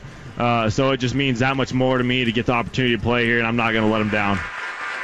There it is, the first interview with Leighton Vander Esch on the home of the Cowboys. We also get the exclusive audio first from the War Room. We've had classic moments. Jalen Smith breaking down. Dak Prescott's first call. There's just so many that have slipped my mind. But this is Jerry and the staff, including Rob Marinelli, hey stud, calling Leighton Vander Esch to let him know you're coming to DFW. This is Jerry Jones with the Dallas Cowboys. Hey, Jerry. Hey, man. Good to be talking to you again, and we're all excited. We're getting ready to turn your card in. And so we were having a little fun here, and boy, I'll tell you what, you have had a real distinguished trail to get where you are, but we're sure excited about where you can go. It's your potential that's got us so excited. I am so pumped for this. Here's Coach Garrett. Thank you so much. Leighton. Hey, Coach. Congratulations, man. Thank you so much. We are really excited. I am completely speechless right now. Well, it's a great day for you, but it's a great day for us, too, and can't wait to get to work. You ready to go? I'm so ready. Let's go. Good. I talked to your coach for a long time today, and he said everything we already knew. And I can't wait to get you in this building and get you to work. Sounds good. I'm excited. Okay, I'm going to hand the phone to Rod Marinelli. Congratulations. Thank you. Hey, stud, Marinelli here. Coach. Are you fired up or what? I'm so excited. Yeah, it worked out. You have no idea. Man, we're so excited to have you and what you're bringing to us, and get yourself ready to go, all right? Get ready to go. I'm so ready to go. All right, buddy. There's the secret phone call with Vander Esch. His interview with us, his interaction was better than that. He was more freaked out talking to us and excited. Last I checked, Mayock isn't a doctor. No, he's not. Not a doctor. The Cowboys afterwards said he was the top player on the board. that they had 15 first-round grades. They checked all the medicals. They have zero concerns about it. Jerry made a lot of Rolando McClain comparisons. KT said he's a better athlete than Rolando McClain. The Bobby Carpenter stuff is easy. It's probably a little bit lazy. Like any white linebacker you take is going to be Bobby Carpenter now all of a sudden. But you could say Luke Kuechly. Yeah. You could. Yeah. A lot of guys you could say. I have no idea if he's Bobby Carpenter. I'm not as down on the pick as everybody else is. All right. I know it's not a splash pick. There's more wide receiver value later in this draft. I know it's best player available and need. I factor in need heavily. Taco has not worked out so far, but they needed a defensive lineman. I understood the pick last year. Linebacker was screaming as the number one need on this team. Can't count on Sean Lee. Can't count on Jalen Smith. You can't. So now you have a backup. This is a 3-down player. He's excellent in pass coverage. The knock on him is he's not as physical fighting through blocks and stuff like that. He's a smart guy. When you're the smartest guy in the room of 11 people, you're basically a genius. That's true. All jokes aside, right kind of guy. All the Garrett cliches. I know it's boring. I know it's conservative. I understand it. Our guys in the draft room, KT was jonesing for Harold Landry. Now, Harold Landry didn't go in the first round. People are starting to talk about a foot issue with him. So maybe there's an injury thing there. And then Cavanaugh said the guys I like more than Vander Esch, Harold Landry, Calvin Ridley, Maurice Hurst, heart issue, James Daniels, Isaiah Wynn, Rashaan Evans, Mike Hughes. That's a lot of guys. That's a lot of guys. Yeah. Josh Jackson, DJ Moore, Michael Gallup, Anthony Miller, and there's even more. I saw a big board yesterday that had Vander Esch at 17. I'm sorry, 19. It's good. I also saw one that had him at 42. Yeah. It's not good. That's a pretty big gap. I'm no math guy, but at 25 spot gap difference is pretty big. So that tells you that there's a lot of players that are kind of all about the same. And it also tells you that there are some guys who, obviously, every scout has a different set of eyes and different set of things they want to see and like to see and look for. So if Dane Brugler is in, now it took Dane a while. That's what scares me a little bit. This guy is a late riser, as you talked about. He didn't start playing 11-man football until late. What was the stat, Roy? This is the most incredible thing. When he starts for the Dallas Cowboys, his first NFL game will be just the 15th game he started in his life against an 11-man offense. Wow. Think about that. He was a junior at Boise State. He didn't start his first 2 years. Started every game as a junior, but he has only played 14 games as a starter in his life against an 11-man offense. He can cover. He can do work in the box. He's not huge, but he can still put some more weight on that frame. Like, we're all acting as if he's 21 years old. He can still beef up a little bit and get a little bit more like NFL ready in terms of his body, and I think he's capable of that. I'm more excited about the pick now than I was yesterday when it happened. I didn't think it was the upside that I typically would like to think of in that first round, but then you hear the comparisons of potentially Brian Urlacher. Unfair.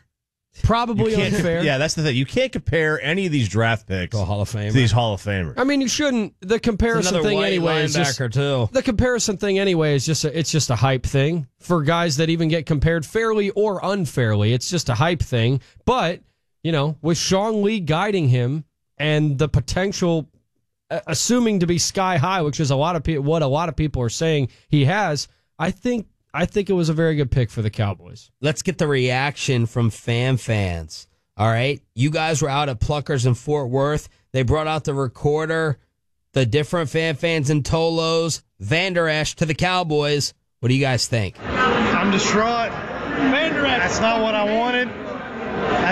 We had Landry still on the board. We had Ridley still on the board. We had Moore still on the board. That's not where it's at, but My guy says he's Urlacher 2.0, so I had him on the board at 1. I told you guys they were going to take him before pick 1. He's Urlacher V2. He balls against the run. He's good against the short pass. He's going to rock it out for the rest of the season. Wait, whose board did you have this on? My board. Your board. Okay. My board, bro. Okay, your board. All right. He's tackled more moose than humans. He's from a town of 400 people. He's literally tackled more elk than people. Bro. He's country tough. He's going to be Sean Lee on the right side. They got stuck on a guy. The board changed. They could have traded up. They were fixated on their target, and they crashed. They should have like gone with this win. pick. Because Vander Esch, Tyron Smith can't be healthy. 2018 Vander Esch. Let's go. Who said he's tackled more elk than people? As his nickname is the baby giraffe. Tackled more moose. And I'm wondering, what is the plural for moose? Plural of moose is moose. Is it moose? Yeah, it's not meese. People Moose. are saying Mooses. Thad from Blue Mountain State. There's a photo. He looks identical. He also was asked about Tex-Mex, and he goes, "Yeah, my phone gets text messages. Yeah, this might be boy. We're not that sheltered in Idaho." Yeah, right? And then he compared Idaho to the Metroplex. Yeah, he said, Boise and Dallas are a lot alike. I'm like, okay, yeah. I mean, there's air and sun, and they have grass and people. When we come back, all we cared about, forget nailing the draft pick, we just wanted to beat Philadelphia when it came to Roger Goodell. Did we do it? We'll go inside AT&T with Mickey Spagnola and play you the audio next. He's tackled more moose than humans. We don't take the sayings all day, every day, and turn it on, leave it on. That was funny. Tackle more moose than any other human. So, hey, like the comment, people said in the comments, give the guy a chance to grow. We gonna do that, and that's just how it goes from here. So it is what it is. Shout out to Gene Byram. Shout out to Reckless Mac. Cleveland Brown, shout out to you too as well. The Jarrett Head. That's how you say your name. 82. Lord Pytar, shout out to you too as well. So with that being said, we will kick this live stream up a little bit later on down the line. I got to set up some other things up throughout the day. But hey, it is what it is. Salute to Leighton Vander Esch for being our 19th overall pick. Hopefully he can win Defensive Rookie of the Year and flies out and be lights out and be one of those staple pieces that we can look back on for the next 5 years with the Dallas Cowboys. That's all the time I have for today. I really thank you guys for yours. And remember, you're listening to Nothing But the Bass. Salute. We're out. Peace.